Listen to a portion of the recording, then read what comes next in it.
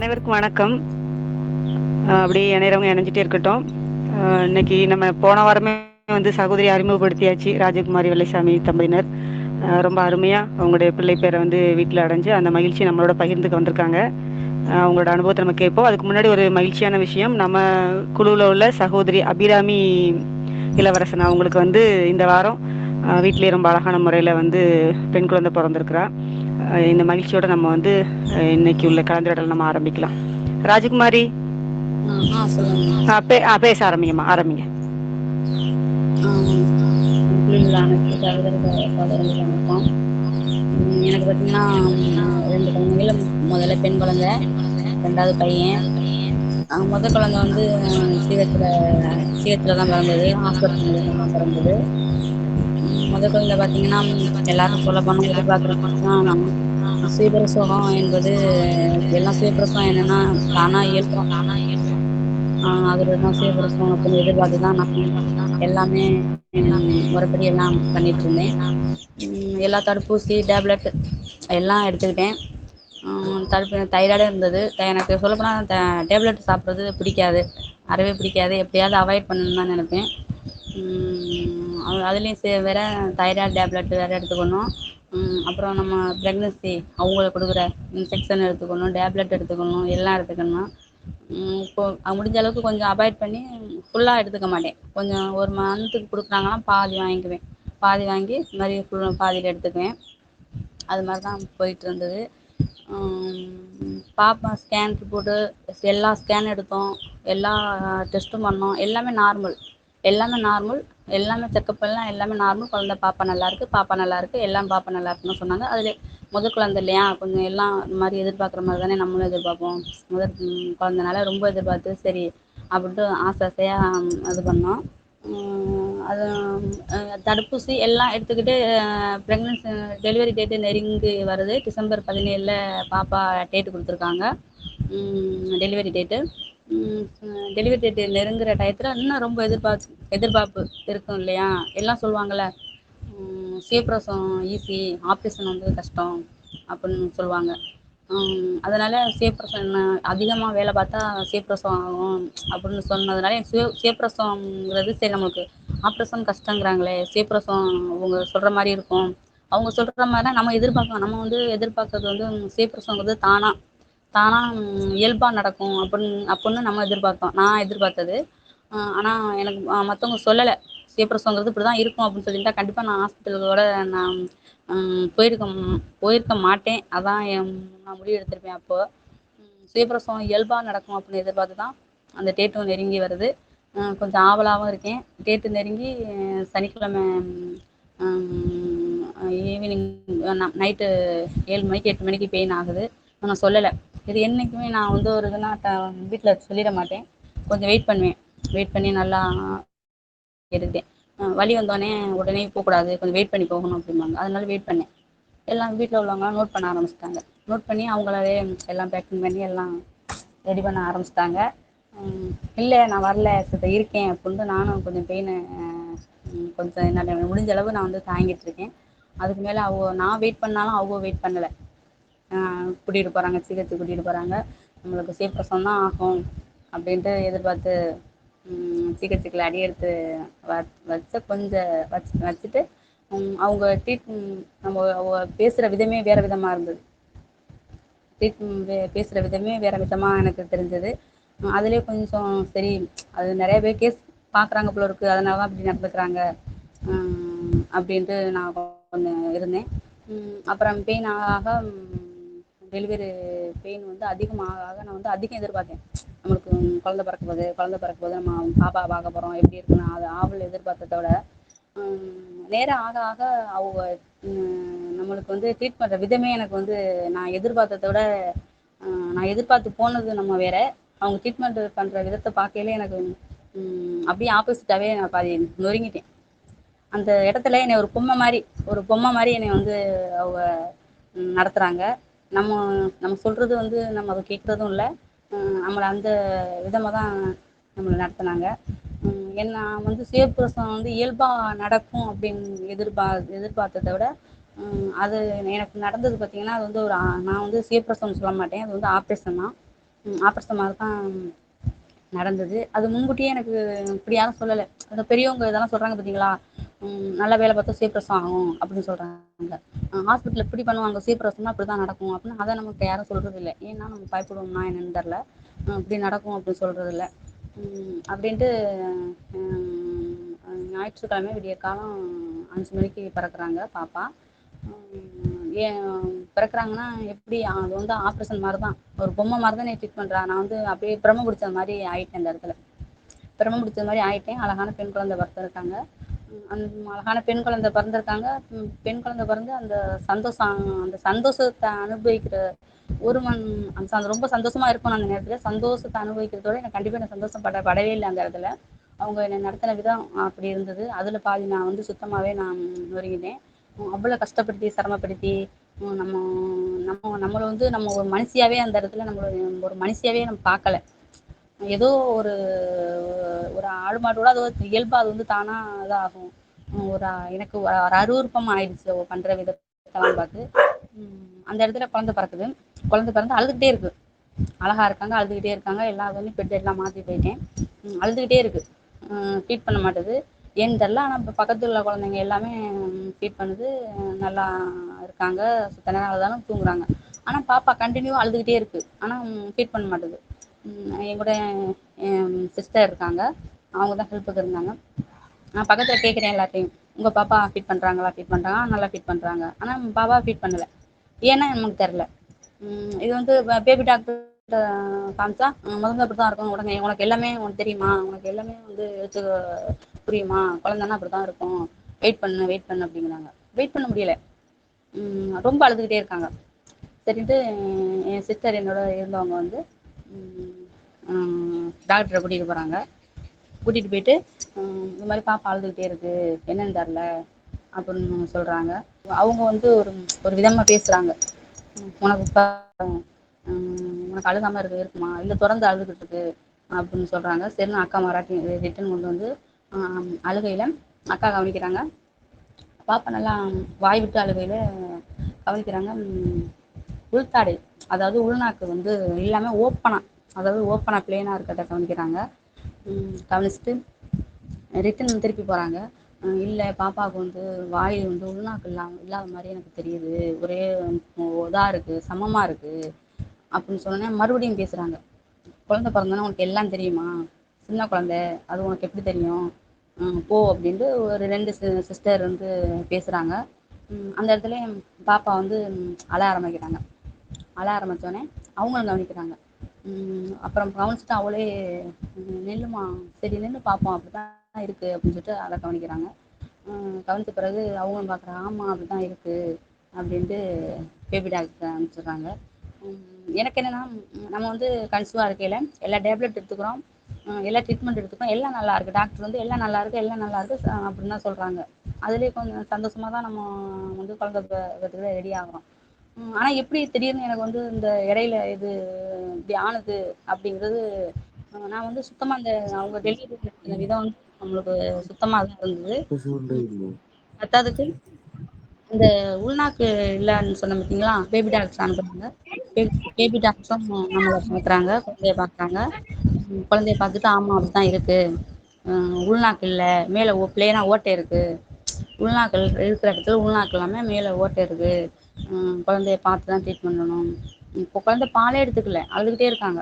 அழுதுகிட்டே ஒரு நாள் ஒன் டே போகுது, 2 டேஸ் போகுது, குழந்தை வந்து ரொம்ப கிறங்க ஆரம்பிக்கிறாங்க. ஹாஸ்பிட்டலாக நான் ப்ரெக்னெண்ட்டாக இருந்து ஹாஸ்பிட்டலாக அலையிறத விட பாப்பா தூக்கிட்டு ஹாஸ்பிட்டலாக போகிறது எனக்கு ரொம்ப கஷ்டமாயிடுச்சு. நம்ம தான் அந்த நேரத்தில் இது பண்ணோம், இப்போ குழந்தை பிறந்தும் நம்ம வந்து இப்படி இது பண்ணுறோமே அப்படின்ட்டு ரொம்ப அழுக ஆரம்பிச்சிட்டேன்.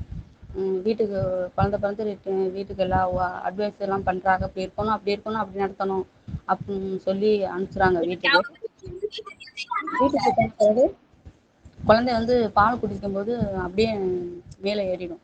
ஏறினாக்கா குழந்தை பேச்சு மூச்சு இல்லாமல் திகச்சிடும். அந்த நேரம் திடீர்னு அப்பமே வண்டி எடுத்து திடீர்னு போகும். அதுக்கு பிறகு தான் ரொம்ப கஷ்டப்பட்டோம், ரொம்ப கஷ்டப்பட்டு ரொம்ப சிரமம், ரொம்ப அழுது ரொம்ப பயந்து குழந்தை நம்மளுக்கு கைக்கு கிடைக்கு இருக்குமோ இல்லையோ, நம்மளுக்கு என்னவோ ஆக போகுது நம்ம குழந்தை அதிகரிச்சு அந்த பயமே அதிகரிச்சு எனக்கு பாப்பா நமக்கு இல்லை போல இருக்கு அப்படின்னு நான் ஏதோ யோசிக்க தோண ஆரம்பிச்சிருச்சு. சரின்ட்டு பேபி டாக்டரை கொண்டு போனால் அவங்க சொல்கிறாங்க, பாப்பாவுக்கு வந்து உள் தாடை மேல் தாடையை செய்யணும் அளவெடுத்து, மேல் தாடை வந்து அளவெடுத்து செய்யணும், செஞ்சு வச்சா தான் நீங்கள் ஃபீட் பண்ணுறது ஏதோ பால் எதுவும் கொடுத்தீங்கன்னா ஸ்பூனில் தான் கொடுக்கணும், ஸ்பூனில் எடுத்து தான் கொடுக்கணும், அப்போ தான் மேலே வந்து நாசில் ஏறாமல் இருக்கும் அப்படின்னு சொல்கிறாங்க. அந்த சின்ன குழந்தைக்கு அப்போமே அளவெடுக்கிறங்கிற பேரில் ஏதோ வச்சு அதை சிரமப்படுத்தி அதை ரொம்ப அதை பார்க்கையில அது இன்னுமே மனசு ஏன் நம்மளுக்கு கடவுளோட சோதனையை நம்ம ஏற்படுத்தி அது வந்து நம்மளா ஏற்படுத்திக்கிட்டது அப்படிங்கிறது வந்து ரொம்ப மனசு ரொம்ப நோக ஆரம்பிச்சிருக்கு. அந்த உள்தாடையை வந்து அளவெடுத்து செஞ்சு இத்தனை நாள் ஒரு வாரம் சென்று வாங்க எல்லாம் ரெடி ஆயிடும் வைக்கலாம் அப்படின்றாங்க. அந்த இடத்துக்கு போகிறோம், பாப்பா கொண்டு போகிறோம். என்ன மாதிரி ஒரு 2 பேர் வர்றாங்க, அவங்களாம் அது மாதிரி வர்றாங்க. அவங்க குழந்தைங்களாம் வச்சாச்சு, செத்த நேரம் அழுது அடம் பிடிச்சாங்க, வச்சு விட்டாங்க போயிட்டாங்க. ஆனால் எனக்கு என் பொண்ணு வந்து வைக்கவே விடலை. அதை பார்த்தீங்கன்னா அந்த மேல் தாடை வந்து டாக்டரும் ரொம்ப நேரம் போராடினார். அந்த மேல் தாடை வந்து அவர் பாப்பா வைக்கவே விடலை, அறவே விடலை. நாங்கள் வாய் விட்டு நான் அழ ஆரம்பிச்சிட்டேன். என் பாப்பா என் பொண்ணு படுற கஷ்டத்தை பார்த்து நான் வந்து ஒரு வாய் விட்டு அழ ஆரம்பிச்சிட்டேன். என்கிட்ட என் வீட்டுக்காரு என் சிஸ்டர் 3 பேர் இருக்கோம். அழ ஆரம்பிச்சிட்டேன். இப்போ அறவே வைக்க விடலை. டாக்டரே கொஞ்சம் மிரண்டு போயிட்டார். சரி அந்த அந்த குழந்தை படுற இதை பார்த்துட்டு அவரே சரி வேணாம் விட்டுருங்க, வேணாம் சரி இருக்கட்டும் அப்படின்றாரு. நாங்களே இப்போ சொல்லிட்டோம், வேணாம் எங்கள் குழந்தைய சிரமப்படுத்தாதீங்க, இருக்கட்டும், நாங்கள் இப்படியே தோணிக்கிறோம், அதை போட்டு பல சிரமப்படுத்தி அதை பார்க்க முடியலை எங்களால் அப்படின்னு சொல்லிட்டு கூட்டிகிட்டு போகிறோம். கூட்டிகிட்டு போகிறோம். அப்புறம் மறுபடியும் ஹாஸ்பிட்டலாக போய் ஆலோசனை கேட்குறோம். அப்புறம் ஒருத்தவங்க சொல்கிறாங்க, நீங்கள் வந்து வெளியில் ஒரு இடத்துல இது மாதிரியே மேல் தாடை வந்து ஆப்ரேஷன் பண்ணுறாங்க சின்ன குழந்தைக்கு, நீங்கள் அதை ஃபாலோ பண்ணுங்கள், மதுரை வந்து இங்கே இல்லை மதுரை போகணும் அப்படிங்கிறாங்க. அது வந்து மதுரை போயிட்டு பாருங்கள், ஒரு ஹாஸ்பிட்டலுக்கு பாருங்கள் அப்படிங்கிறாங்க. சரி நான் அங்கே போகிறோம், குழந்தைய எடுத்துக்கிட்டு அங்கே போகிறோம். போனால் அங்கே எல்லாம் டெஸ்ட் பண்ணுறாங்க, எல்லாம் டெஸ்ட் பண்ணிவிட்டு பண்ணலாம், அதான் குழந்தைக்கு ஆப்ரேஷன் பண்ணலாம் அப்படின்ட்டு 9 மாதம் சென்று வாங்க, 9 மாதம் சென்று 9 மாதம் ஸ்டார்ட் ஆகையில் வாங்க, குழந்தைக்கு வந்து ஆப்ரேஷன் பண்ணிடலாம் அப்படிங்கிறாங்க. 9 மாதத்தில் எப்படி குழந்தைக்கு எப்படி ஆப்ரேஷன் அப்படிங்கிறது எனக்கு அதுவும் எப்படி அந்த நேரத்தில் எப்படி ஆப்ரேஷன் எப்படி பண்ணுவாங்க ஏதோ அப்படின்ட்டு ரொம்ப பயமாயிடுச்சு. என் வீட்டுக்காரர் நான் மட்டும்தான் போகிறோம், மதுரையை கொண்டுக்கிட்டு போய் பார்த்துட்டு ரிட்டர்ன் வந்துட்டோம். ரிட்டர்ன் வந்த பிறகு அப்புறம் கொஞ்ச நாள் சென்று மறுபடியும் பாப்பா எடுத்துக்கிட்டு போகிறோம். அப்போ என் கூட யாரும் வரல, வீட்டில் உள்ளவங்களாம் வரல. வீட்டில் உள்ளவங்களாம் ரொம்ப காயப்படுத்திட்டாங்க. என்னன்னு கேட்டிங்கன்னா, எல்லாரும் குழந்தை பெற்றுக்கிட்டு இருக்காங்க, நீங்கள் வந்து குழந்தை பெற்று இந்த குழந்தை பெற்றுக்கிறது கஷ்டப்படுத்துறியே, அது வந்து நான் ஏதோ நம்மளா வந்து குழந்தைக்கு இப்படி தான் ஆகணும் அப்படின்னு யாரும் எதிர்பார்க்கறது இல்லை, அது ஏதோ ஆயிடுச்சு, அது எதனால் ஆயிடுச்சுன்னு அப்புறம் நமக்கே புரியுது. ஆயிடுச்சு அது மாதிரி இது பண்ணையில் எங்களுக்கு வந்து அந்த மாதிரி பேச ஆரம்பிச்சிட்டாங்க. அதனால் நானும் என் வீட்டுக்காரர் மட்டும் தான் போகிறோம், எடுத்துகிட்டு போகிறோம். சரி குழந்தைக்கு ஆப்ரேஷன் பண்ணலாம், எல்லாம் ரெடி பண்ணலாம் அப்படின்னு சொல்லிட்டாங்க. அப்புறம் தான் என் வீட்டிலேருந்து வர்றாங்க, ரெடி பண்ணலாம் அப்படின்னு சொல்லையில் நம்மளுக்கு வந்து பல தாட் வந்து பல இது யோசனை போயிட்டுருக்கு, எப்படி ஆப்ரேஷன் பண்ணுவாங்க, எப்படி இது பண்ண போகுது அப்படின்ட்டு. அந்த 9 மாதம் ஸ்டார்ட் ஆகிலே கொண்டு போயிட்டாங்க குழந்தைய. கொண்டு போகையில் அந்த மேல் தாடை இருக்குது பார்த்தீங்களா, அந்த மேல் தாடையை வந்து அந்த சதையை கட் பண்ணுறாங்க. அந்த தாடையோட சதையை வந்து அவங்க கட் பண்ணி எடுத்து அதை வந்து உள்நாக்கா செட் பண்ணி வைக்கிறாங்க அந்த குழந்தைக்கு. உள்நாக்கா செட் பண்ணி அவ்வளோ ஒரு கஷ்டப்படுத்தி அதை பார்க்கையில் வந்து அது வந்து பார்த்தா தான் தெரியும். உள்நாக்கை செட் பண்ணி வச்சு வெளில கொண்டு வராங்க. வாய் ஃபுல்லாக ரத்தம், வாய் ஃபுல்லாக ரத்தம் இருக்குது. அப்படியே ஆனாக்கில் அழுத பெட்டிக்கே இருக்கான். அது வந்து அது இப்போ கூட நினச்சி பார்க்க முடியல, அவ்வளோ ஒரு இது. கொண்டுட்டு வராங்க, கொண்டு வந்து ஒரு 5 days சென்று போகலாம், வெயிட் பண்ணுங்க அப்படிங்கிறாங்க. சாப்பாடுல எதுவும் இல்லை, ரத்தம் வலிஞ்சிக்கிட்டே இருக்கு, அழுதுகிட்டே இருக்குது. அந்த இடத்துல என்ன யோசிப்பாங்க, அது எல்லாரும் எப்படி யோசிப்பாங்களோ அது மாதிரி தான் யோசிச்சுக்கிட்டு நானும் இருந்துட்டேன். சரி ஆப்ரேஷன் பண்ணி அதுக்கப்புறம் ஆலோசனை அவங்க கொடுக்குறாங்க, நம்மளுக்கு ஆயுஸ் ஃபுல்லாக ஹாஸ்பிட்டல் இப்படி தான் நம்மளுக்கு போகுது போல இருக்குது அப்படின்ட்டு. அப்படி தான் நான் நினச்சிட்டேன், இப்படி தான் இருக்க போகுது போல இருக்குது அப்படின்னு. ஏன்னா நான் தைராய்டு மாத்திரையும் எடுத்துக்கிட்டேன் இல்லைங்களா, அது ஒரு இதாயிடுச்சு. நம்ம தைராய்டு மாத்திரை எடுத்துக்கிட்டோம். அதனால இப்படி ஆயிடுச்சு அப்படின்னு யோசனை வந்து எனக்கு வந்து ரொம்ப இதாயிடுச்சு. அப்புறம் அந்த ட்ரீட்மெண்ட் எடுத்துக்கிட்டு அந்த உள்தாடை எடுத்தாங்கல்ல, அதுவும் அப்படியே புண்ணாயிடுச்சு. அந்த மேல் வந்து தாடையில வந்து சதை எடுத்து, அந்த மேற்தாடையை வந்து சதை எடுத்து உள்நாக்கா செட் பண்ணி வச்சிருக்காங்க. அதுவும் புண்ணாயிடுச்சு. அந்த புண்ணை உணர்த்தி ஊசி, மருந்து, மாத்திரை, சாப்பாடு இல்லை. சாப்பாடு மோசம் பாப்பா போகவே இல்லை. ஹாஸ்பிட்டலுக்கு நாங்கள் போயிட்டு 7 டேஸ் ஆகுது. பாப்பா வந்து மோசம் போகவே இல்லை. போகவே இல்லை. ப்ளீடிங் ஆகிட்டு இருக்கு. இந்த உள்தாடையும் வந்து காயலை. அதுக்கும் மருந்து கொடுக்குறாங்க. குளுக்கோஸ் சாப்பாடு இல்லை. சாப்பாடு இல்லாமல் குளுக்கோஸாக ஏறிக்கிட்டு இருக்கு. குளுக்கோஸ் எதுவும் ஒரு ஒன்றாலும் குடிக்கல. குளுக்கோஸ் மட்டும் ஏறுது பாப்பாவுக்கு. ஏறி எப்படியாவது வீட்டுக்கு போயிடணும், நம்மளுக்கு இப்படி தான் ஆயிடுச்சு அப்படின்னு நினச்சிக்கிட்டு எல்லாம் சரியாகுது. வீட்டுக்கு வரோம். வீட்டுக்கு வந்து அப்புறம் அதே மாதிரி தான் அவங்க சொல்கிறாங்க, இவ்வளோ நாள் சென்று வரணும், அப்படி வரணும் அப்படின்னு அவங்க சொல்கிற மாதிரியெல்லாம் ஃபாலோ பண்ணோம். ஃபாலோ பண்ணி எல்லா டேப்லெட்டும் என் கேள்வி என்னென்னா, அவங்க இப்போ ஹாஸ்பிட்டலில் சொல்கிற மாதிரி எல்லா டேப்லெட்டு இன்ஜெக்ஷன் எல்லாம் எடுத்துக்கிறோம். அப்படி அப்புறம் எப்படி இந்த குறை வந்தது, இந்த உள்நாக்கு இல்லாமல் எப்படி இந்த குறை வந்தது? அது ஸ்கேன் எடுக்கிறாங்க இல்லையா, அந்த ஸ்கேன் எடுக்கிறோம். அவங்க வெளியிலையும் போய் ஸ்கேன் எடுக்க சொல்கிறாங்க, அங்கேயும் ஸ்கேன் எடுக்கிறாங்க. ஏன் வெளியில் போக சொல்கிறீங்க அப்படின்னு கேட்டோம்னா, அவங்க சொல்கிறாங்க வெளியில் போனால் நல்லா கிளியராக தெரியும், பாப்பா அது ஏதாவது ஒரு சின்ன குறை இருந்தால் கூட தெரியும், ட்ரெயினுக்கு எடுக்கிறோம் அதுக்கு எடுக்கிறோம் அப்படின்னு சொல்கிறாங்க. ஆனால் அந்த ஸ்கேன்லாம் எடுத்தபோது இந்த ரிப்போர்ட் வந்து எல்லாமே நார்மல் வருது. நார்மல் வந்து அப்புறம் இந்த குறை வந்து எப்படி வந்துச்சுன்னு தெரில. எல்லாமே ஆயிடுச்சு. சேர்ந்து வீட்டுக்கு வரோம். ரொம்ப வலி வேதனை, ரொம்ப அழுகை. எனக்கு வந்து குழந்தை பிறந்து சந்தோஷத்தை விட எனக்கு வந்து முதல் குழந்தை வந்து எனக்கு அழுகை. என் பாப்பா பார்த்து எனக்கு வந்து சந்தோஷமே இல்லை. அதை பார்த்தேன். அது வந்து கஷ்டப்படுறதையும் அது சிரமப்படுறதையும் பால் குடிக்கலாம் அப்படியே மூச்சு பேச்சு இல்லாமல் அப்படியே இருந்துரும், அப்படியே நின்றோம். அப்போ அந்த நிமிஷமே அப்படியே எல்லாமே வீட்டில் எல்லாருமே சவுண்ட் போட்டு தான் கொண்டு போவோம். அவ்வளோ ஒரு கஷ்டம், அவ்வளோ ஒரு சிரமம். அது வந்து சொல்லவே முடியாது. அப்படி ஆயிட்டு இருந்தது. அப்புறம் அப்பவுமே எனக்கு வந்து டெலிவரி நம்மளுக்கு நார்மல்னு சொல்லி டெலிவரி ஆகுது இல்லையா, அப்பவுமே நான் முடிவு எடுத்துட்டேன். என்னன்னா, நம்ம போதும், இந்த ஒரு குழந்தை போதும், நம்ம இன்னொரு குழந்தை பெற்றுக்கவே வேணாம் பெற்றுக்க வேணாம் அப்படின்னு தான் நான் என் வீட்டுக்கார்ட்ட சொன்னேன். போதும் இந்த குழந்தை, நம்ம வந்து நம்மளுக்கு நார்மல் டெலிவரி அப்படின்னு சொல்லி வந்து நம்மளுக்கு நடந்தது ஆப்ரேஷன். அது வந்து நார்மல் டெலிவரியே இல்லை, ஆப்ரேஷன். குழந்தை வந்து இப்படி தான் பிறக்கணும்னு வந்து ஏற்கனவே யாரும் சொல்றது இல்லை. அது ஏன்னு தெரில. சேப்ரசம் வந்து ஈஸி, ஆப்ரேஷன் கஷ்டங்கிறாங்க. அதுக்கப்புறம் வந்து நம்ம இந்த மாத்திரை மருந்து இதெல்லாம் எடுத்துக்கிட்டு ஆரோக்கியமாக பிறக்கும் அப்படிங்கிறாங்க. ஆனால் அந்த மாத்திரை மருந்து ட்ரீட்மெண்ட் இதெல்லாம் எடுத்துக்கிட்டு அந்த ஆரோக்கியம் எங்கே போணுச்சுன்னு தெரில. ஏன் இப்படி இந்த குறை இருந்துச்சுன்னு தெரில. அப்போ அப்போல சரி நான் குழந்தை வேணாம், என் சிஸ்டர்கிட்ட சொல்கிறேன், எனக்கு குடும்ப கட்டல் பண்ணிடுவோம் அப்படின்னு. எல்லாம் அதான் குடும்பத்தில் என்ன பேசுவாங்க இல்லையா, அது மாதிரி பேசுகிறாங்க. ஏன் உனக்கு என்ன, எல்லாரும் இந்த பெற்றுக்கிட்டது இல்லையா, நீ மட்டும்தான் பெற்றுருக்கியா, அவளாம் பாரு பெற்றுக்கிட்டு தானே இருக்காங்க, அவளாம் இப்போ வேணாம்னு இருக்காங்க அப்படின்னு அவங்க பேச ஆரம்பிச்சிட்டாங்க. சிரிக்கவும் ஆரம்பிச்சிட்டாங்க. ஒரு குழந்தையோட இந்த மாதிரி பேசுகிறான் அப்படின்ட்டு சிரிக்கவும் ஆரம்பிச்சிட்டாங்க. அப்புறம் குழந்தைய வேணாம் பெற்றுக்க வேணாம் அப்படின்னு நாங்கள் வந்து நான் டைம் எடுக்க ஆரம்பித்தேன். இது மாதிரி தான் மறுபடியும் இது மாதிரி தான் சோப்பிரசம்னு சொல்லிட்டு ஆப்ரேஷன் நடக்குது இல்லையா, இது மாதிரி தான் அப்படி குழந்தை பெற்றுக்கணுமா அப்படின்னா கண்டிப்பாக வேணாம், கண்டிப்பாக வேணான்னு சொல்லி முடிவெடுத்துட்டு எனக்கு புரிதல் அப்பையிலலாம் இந்த மாதிரி புரிதல் எனக்கு கிடைக்கல இல்லையா. இது மாதிரிலாம் வந்து கிடைச்சது. இந்த புரிதல் வந்து அப்பவுமே இருந்துச்சுன்னா எவ்வளவோ வந்து அவாய்ட் ஆயிருக்கும். என் குழந்தையும் நல்லா ஆரோக்கியமாக இருந்திருக்கும். என் குழந்தை கஷ்டம்லாம் அந்த கஷ்டம் பட்டா இல்லையா, அந்த கஷ்டம்லாம் இருந்திருக்காது. சந்தோஷமா இருந்திருக்கும், ஆரோக்கியமாக இருந்திருக்கும். நாங்கள் குழந்தை பிறந்த சந்தோஷத்தையும் நம்ம முழுமையாக அடைஞ்சிருக்க முடியும். சரின்ட்டு எல்லாமே துன்பம்லாம் எல்லாம் பட்டுட்டு 2வது குழந்தை வேணாம் அப்படின்ட்டு தள்ளி போயிட்டு இருக்கையில எனக்கு உடல் ரீதியாக வளர்றான். 1 வயசு ஆகுது, 2 வயசு ஆகுது, இப்படி வயசாகிட்டு இருக்கு. அவருக்கு குழந்தை எனக்கு வந்து உடம்புல வந்து மாற்றம் ஏற்படுது. குழந்தைல சில பிரச்சனைகள் வருது. தைராய்டு டேப்லெட் எடுத்துக்கிட்டு இருக்கேன், எல்லாம் எடுத்துக்கிட்டு இருக்கேன். உடம்புல வந்து சில மாற்றங்கள் ஏற்படுது. மறுபடியும் ஹாஸ்பிட்டலுக்கு போகிறேன். வேற வழி இந்த மாதிரி மருத்துவம் எனக்கு வந்து அப்பெல்லாம் கிடைக்கல. அப்படி ஆள் அப்படி வந்து எனக்கு ட்ரீட்மெண்ட் வந்து கொண்டு போகிறதுக்கு சரியான ஆள் வந்து எனக்கு அப்பையில் அமையலை.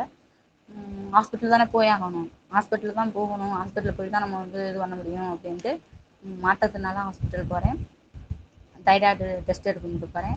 டெஸ்ட் எடுக்கும்போது உங்களுக்கு சுகரும் இருக்குது அப்படிங்கிறாங்க. தைராய்டும் போது. ஆனால் தைராய்டு டேப்லெட் போட்டுக்கிட்டே இருக்கிறது, அந்த தைராய்டு டேப்லெட் போடையில அந்த கழுத்தில் இருக்க வீக்கம் அது மட்டும் கம்ப்ளீட்டாக வந்து குணமடைகிறது இல்லை. ஆனால் அந்த வீக்கம் அப்படியே தான் இருக்கும். ஆனால் டேப்லெட் சாப்பிட்டுட்டே ஆயுசுக்கும் டேப்லெட் அப்படின்ட்டாங்க. வீக்கம் அப்படியே தான் இருக்கும்.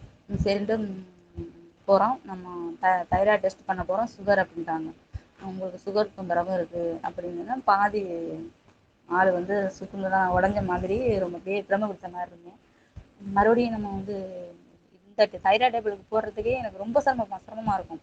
அது ஒரு நாள் விட்டு ஒரு நாள் ஒரு நாள் விட்டு ஒரு நாள் போடுவேன், இல்லைன்னா 2 நாள் விட்டு 2 நாள் போடுவேன். பத்தாவதுக்கு சுகருங்கிறாங்களே, அப்போ இதுக்கும் டேப்லெட் எடுத்துக்கணுமா சார் அப்படின்னு கேட்டால் கண்டிப்பாக எடுத்துக்கணும். இது இல்லாட்டி உயிருக்கே ஆபத்து. அது சாப்பிடக்கூடாது, இது சாப்பிடக்கூடாது, இது எடுத்துக்கக்கூடாது, அது எடுத்துக்கூடாதுன்னு சொல்லப்போனால் முக்கால்வாசி நீங்கள் சாப்பாடே சாப்பிடக்கூடாது அப்படின்ட்டாரு. சாப்பாடே சாப்பிடக்கூடாது, சாதம் ஒரு நேரம் தான் சாப்பிடணும் அப்படின்னு சொல்லவே சுத்தமாகவே எனக்கு என்ன பண்ணுறதுன்னே தெரில. இப்படி ஆயிடுச்சே, நம்ம இப்படி இப்படி நம்ம டேப்லெட்டே எடுத்துக்கூடாது அப்படின்னு பொழுது ரொம்ப கஷ்டப்பட்டு ரொம்ப அதுலேருந்து இது பண்ணோம் தான் மறுபடியும் இப்போ அது டேப்லெட்டுக்குள்ள கொண்டு இன்னும் நம்ம உடம்பு டேப்லெட் எடுத்துக்கிடணும் அப்படிங்கிறாங்களே, என்ன ஆக போதோ அப்படின்ட்டு இருந்தேன். அப்புறம் ரொம்ப அழுதுட்டேன், தன்னாவில் போயிட்டு தனியாக போய் அழுதுகிட்டு இருந்தேன். அப்புறம் ஒரு ஒரு ஐயாவை மீட் நம்ம ஹாஸ்பிட்டலில் போனால் பக்கத்தில் பேசிக்கிட்டு தானே, நீங்கள் இந்த ஒரு கொஞ்சம் நேரம் வெயிட் பண்ணால் கொஞ்சம் பேசிக்கிடுவோம் இல்லையா, அது மாதிரி அழுதுட்டு வந்து ரெஸ்ட் ரூம் போயிட்டு வந்து உட்காந்து இருக்கோம். ஒரு ஐயாவை மீட் பண்ணுறேன். நீங்கள் எந்த ஊருமா அப்படின்னு கேட்குறாங்க. இது மாதிரி சொல்லியிருக்கேன், இந்த மாதிரி இந்த ஊருங்கய்யா, பக்கத்துலேருந்து நான் வந்திருக்கேன், உங்களுக்கு என்ன பிரச்சனை அப்படின்னு கேட்குறாங்க. இது மாதிரி எனக்கு தைராய்டு டெஸ்ட்டுக்கு வந்தேன், சுகருங்கிறாங்க அப்படின்னு சொல்கிறேன். அதுக்கு சொல்கிறாரு, சின்ன வயசாக இருக்கீங்க, எப்பவுமே சுகருங்கிறீங்க அப்படின்னு சொல்கிறாங்க. நான் வந்து பக்கத்தில் ஒருத்தவங்க பார்க்க வந்திருக்கேம்மா, அவ்வளோ சின்ன வயசாக இருக்குது, உங்க கூட கொஞ்சம் பேசணும், இந்த போயிட்டு வந்துடுறேன், வெயிட் பண்ணுங்க அப்படின்னாங்க. என்ன இப்படி வெயிட் பண்ணுங்கன்னு சொல்லிட்டு இருக்காரு, நம்மளுக்கு ஒரு முன்ன தெரியாது அப்படின்ட்டு சரி வெயிட் பண்ணுவோம் அப்படின்ட்டு வெயிட் பண்ணிட்டு இருக்கேன். நம்மள தான் ஹாஸ்பிட்டல் கூப்பிடல, அதனால இருக்கேன், வெயிட் பண்ணிட்டு இருக்கேன். கொஞ்சம் நின்றுட்டு வராரு. வந்து இந்த சுகரு இந்த இந்த தொந்தரவுகள்லாம் எனக்கும் சுகர் இருக்குதாம்மா, நானும் வைத்தியம் பார்த்துக்கிட்டு இருக்கேன். வைத்தியம்னு சொல்ல சுகர் இருக்குது, நான் ஒருத்தவங்கள்ட்ட பார்க்குறேன், நீங்கள் பார்க்குறீங்களா, என்ன என்ன என்ன யார்கிட்ட பார்க்குறீங்க, என்ன வைத்தியம் சொல்லுங்கள் அப்படின்னு. மருந்து மாத்திரை மருந்து மாத்திரை இல்லாத வைத்தியம், மருந்து மாத்திரை எதுவுமே எடுத்துக்கக்கூடாது, இப்போ நாட்டு மருந்தா அப்படிங்கிற, இல்லை நாட்டு மருந்தும் இல்லை அப்படிங்கிறாரு. அப்போ என்ன அப்படிங்கிற, நாட்டு மருந்து எதுவுமே இல்லை, சும்மா டச்சு தான் அப்படிங்கிறாரு. நம்மளுக்கு இந்த வைத்தியம் தெரியாது இல்லைங்களா, பொசுக்குன்னு தெரியாது தெரியாதுன்னு சொல்கிறோம் இல்லையா. விவரம் கேட்குறேன் என்ன ஏதுன்னு கேட்கல. அப்புறம் சொல்கிறாரு.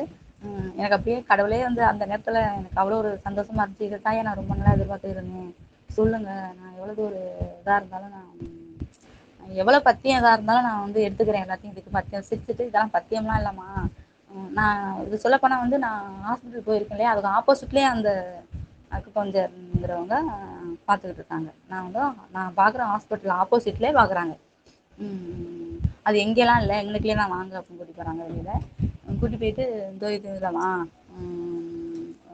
வாரத்துக்கு ஒரு தடவை தான் வருவாங்க, நானும் வருவேன், நீங்கள் வாங்க வந்து பாருங்கள் அப்படிங்கிறாங்க. அது இவ்வளோ பேர் ஹாஸ்பிட்டலுக்கு நம்ம போகிறோம், ஒரு வைத்தியத்துக்கு இவ்வளோ பேர் இருக்கையில் நம்மக்கிட்ட மட்டும் ஒருத்தர் வந்து நம்ம டேப்லெட்டே எடுத்துக்கூடாதுன்னு ரொம்ப வெறுத்து இது பண்ணிக்கிட்டு இருக்கல, நம்மகிட்ட வந்து ஒருத்தர் இது மாதிரி ஒரு வைத்தியம் அப்படின்னு சொன்னால் நமக்கு எப்படி இருக்கும். அப்படியே எனக்கு அப்படியே அவ்வளோ ஒரு சந்தோஷமாக இருந்தது. ஒரு உச்சக்கட்டமே இதாக கடவுளே வந்து நம்மள்கிட்ட கடவுளே யாரோ நம்மள்ட்ட கூட்டியாந்து விட்ட மாதிரிக்கே உணர்ந்தேன்.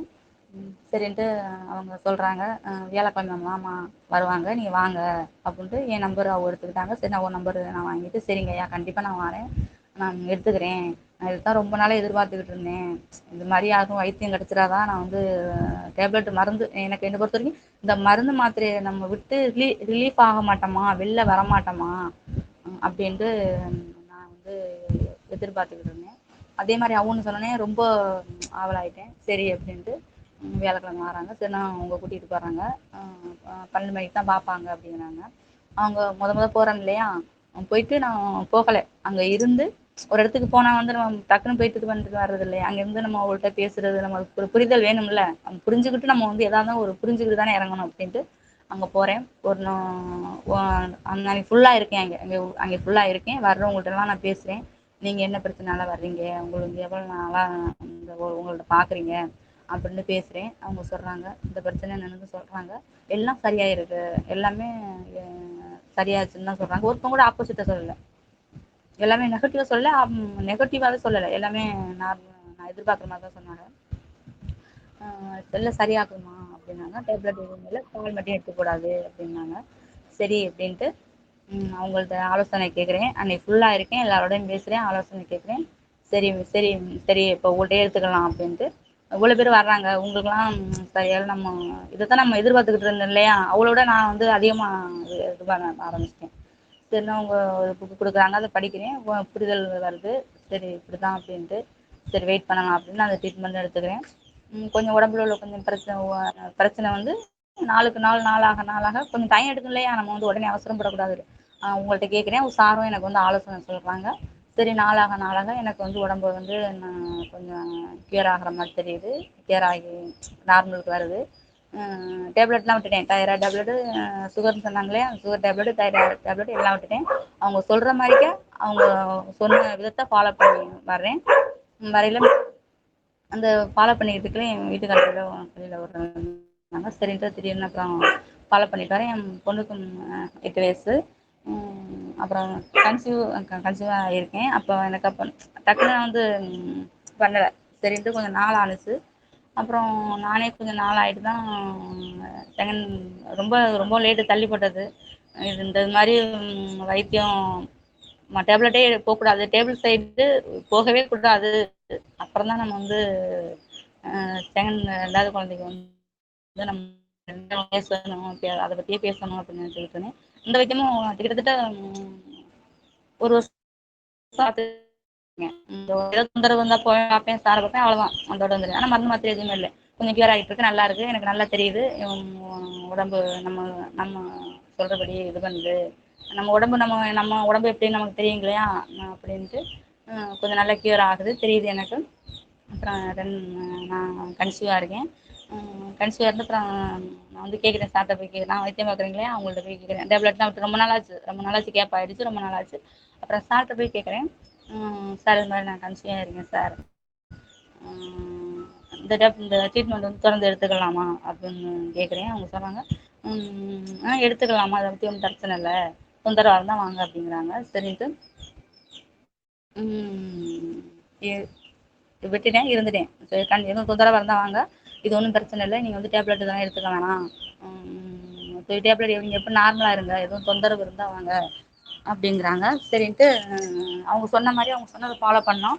ஃபாலோ பண்ணி டேப்லெட்டு எதுவும் எடுத்துக்கல. இது 2வது குழந்தை இல்லைங்களா? வீட்டில் மறுபடியும் வந்து டார்ச்சர் ஆரம்பிச்சிட்டாங்க. என்ன டார்ச்சர்னா, நான் வந்து சொல்லலை கன்சீவ் வந்து சொல்லலை. அப்புறம் அப்புறம் 5 மந்த் ஆகுது. அப்புறம் எல்லாருக்கும் தெரியுது. மறுபடியும் அவங்க டார்ச்சர் என்னென்னா, குடும்பத்துலலாம் ஏற்பாடு பண்ணுறதானே, டேப்லெட்டு ஹாஸ்பிட்டலுக்கு போனியா, செக்கப்புக்கு போனியா, அங்கே நோட்டு போட்டியா, அங்கே நோட்டு போட்டியா, சிஹெச்சுக்கு போனியா அப்படின்னு டார்ச்சர் ஆரம்பிக்கிறாங்க. நம்ம நம்மளுக்கு வந்து இப்போ இந்த வைத்தியத்தை பற்றி புரிதல் இருக்குது, நாட்டா இருக்குது. அவளுக்கு வந்து சொன்ன புரியலை, சொல்லிட்டேன். ஏன்னா சொல்லிட்டேன், புரிஞ்சுக்க மனப்பான்மை உங்களுக்கு இல்லை. நம்மளுக்கு புரியுது, சொல்லிட்டேன், அவங்களுக்கு புரிஞ்சுற மனப்பான்மை உங்களுக்கு இல்லை, எடுத்துக்கல. இது என்னது இந்த காலத்துலையும் இப்படி இருக்கே, டேப்லெட் மருந்து மாத்திரை இல்லாமல் எப்படி, இது என்ன வைத்தியம் அது அப்படின்னு ஒரு ஒரு மாதிரியாக பேச ஆரம்பிக்கிறாங்க. பேச ஆரம்பிச்சுட்டு இந்த இப்படி இருக்காத, நீங்கள் என் குழந்தைய சுட்டி காமிக்க பேச ஆரம்பிச்சிட்டாங்க. எப்படின்னா, குழந்தை வந்து உனக்கு இப்படி பிறந்தது, நீ டேப்லெட் எடுத்துக்கிட்ட, குழந்தை வந்து நீ டேப்லெட் எடுத்து சாப்பிட்டு எல்லாம் பண்ணி எல்லா ஸ்கேனும் எல்லாம் எடுத்தே உனக்கு வந்து ஒரு குறையோட பிறந்தது.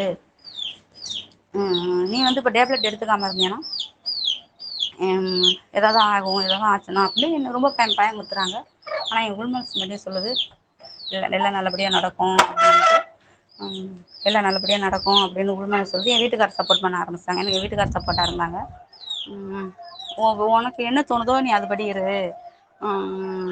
நீ நீ ஆரோக்கியமாக இருக்கியா, நீ உன் உடம்பு என்ன சொல்லுது, நீ நல்லா இருக்கல்ல அப்படின்னு கேட்டார். எனக்கு நான் நல்லா இருக்கேன், என் உடம்பு எதுவும் தொந்தரவாக இருந்தால் நான் சொல்கிறேன், நான் பார்த்துக்கிறேன் அப்படின்னு. சரின்ட்டு அவங்க எனக்கு சப்போர்ட் பண்ணாங்க. வீட்டில் உள்ள யாருமே சப்போர்ட் இல்லை. அவங்க அப்புறம் இங்கே இல்லை, ஊருக்கு போயிட்டாங்க. சப்போர்ட் பண்ணலை. ரொம்ப டார்ச்சர் பண்ண ஆரம்பிச்சிட்டாங்க. குழந்தைய சுற்றி காட்டி பேசவே ஆரம்பிச்சிட்டாங்க. உனக்கு இப்படி ஆணுச்சு, அந்த குழந்தைய தூக்கிட்டு ரொம்ப கஷ்டப்பட்டோம், ரொம்ப இது பண்ணோம், அந்த குழந்தையும் கஷ்டப்படுத்தி நீனு இது பண்ண, இப்போ மறுபடியும் இன்னொரு குழந்தைய பெற்று மறுபடியும் எங்களை வந்து டார்ச்சர் பண்ண போகிறேன், கஷ்டப்படுத்த போகிறேன், அங்கங்கேயும் தூக்கிட்டு அலையாட போகிறேன் அப்படின்னாங்க. அப்புறம் சரின்ட்டு நீ உனக்காக இல்லாட்டி எங்களுக்காகவா அப்படின்றாங்க. நான் இல்லை, நான் மட்டும் பார்த்துக்கிறேன், நான் ஹாஸ்பிட்டலுக்கு போகிறேன், நான் பார்த்துக்கிறேன், நீங்கள் யாரையும் கூட வர வேணாம் அப்படின்ட்டு. ஏன்னா அவங்க வந்தால் நம்மளை நோண்டி நோண்டி நம்மளையும் ஏதாவது பேசிக்கிட்டு ஏதாவது நோண்டி நோண்டி கேட்டுக்கிட்டு இருப்பாங்க. நான் போய் ஜிஹெச்ல நான் போய் நோட்டு போட்டு வரேன் அப்படின்ட்டு 5 மாதம் ஆகுது, 6 மாதம், 7 மாதம் வரைக்கும் போகலை. 8 மாதம், 9 மாதம், 8 மாதம் ஸ்டார்டிங்கில் போகிறேன் சிஹெச்சுக்கு. அவங்க கேட்கையில நான் எங்கள் அம்மா வீட்டில் இல்லை. ஏன்னா எங்கள் அம்மா வீட்டில் இருந்தால் அவங்க கூட இருந்தால் அவங்க கவனிப்பாங்க. நான் வந்து என் வீட்டுக்கார வீட்டில் தான் இருக்கேன். அவங்க கூட இருந்தால் கவனிப்பாங்க. எங்கள் ஹாஸ்பிட்டல் அவங்க கூட வருவாங்க. ஹாஸ்பிட்டல் வா, அங்கே வா, அங்கே வாம்பாங்க. அதனால நான் என் வீட்டுக்காரர் என் வீட்டிலேயே இருக்கேன். என் வீட்டிலேருந்து அவங்க கேட்கறதுக்காக நான் போயிட்டேன், நான் பார்த்துட்டேன் அப்படின்னு சொல்லி என் உடம்பு என்ன சொல்லுது நான் அதை கேட்டுக்கிட்டு நம்மளுக்கு அந்த புரிதல் இருக்கு இல்லையா, அந்த புரிதல்னால எனக்கு குழந்தை நல்லா இருக்கு, என் குழந்தை நல்லா இருக்குது எனக்கு நல்லா தெரியுது. நல்லா மூவ்மெண்ட் பண்ணுறாங்க, நல்லா இருக்கு, நல்லா ஆரோக்கியமாக நானும் ஆரோக்கியமாக இருக்கேன், என் குழந்தையும் ஆரோக்கியமாக இருக்குது. அது எனக்கு தெரியுது. அவள்கிட்ட சொல்லி புரிய வைக்க முடியாதுன்னு எனக்கு தெரிஞ்சிருச்சு. அதனால நான் போயிட்டேன், நான் நோட்டு போட்டேன், பார்த்துட்டேன் அப்படின்னு சொல்லிட்டு நான் 8ஆம் மாதம் ஸ்டார்ட்லேயும் போயிட்டு சிஹெச்சுக்காகவும் சந்தோஷத்துக்காக நோட்டு பண்ணி போட்டு வச்சிட்டேன். நோட்டு பண்ணி போட்டு வந்து வச்சுட்டு அங்கேயும் போனால் பேச ஆரம்பித்தாங்க. என்னன்னா எப்போ வர நீ, இந்த மாதத்துல நோட்டு தூக்கிட்டு வர, எவ்வளோ நாள் எங்கே போனேன் அப்படின்னா வீட்டுக்கு வந்தேன். வீட்டுக்கு வந்துட்டு அப்புறம் போகவே இல்லை. அப்புறம் 9 மாதம் ஸ்டார்டிங்கில் மறுபடியும் இருந்துட்டேன். அப்புறம் 9 மாதம் ஸ்டார்டிங்கில் மறுபடியும் டார்ச்சர் பண்ண ஆரம்பிச்சிட்டாங்க. நீ இங்கே வா, எங்கள் கூட இரு, நீ போறியான்னு நினைவு தெரில. ஏன்னா நான் எப்பவுமே அப்படி சொன்னேன் இல்லையா, நீ எதுவுமே எடுத்துக்கலன்னு பேசினேன்.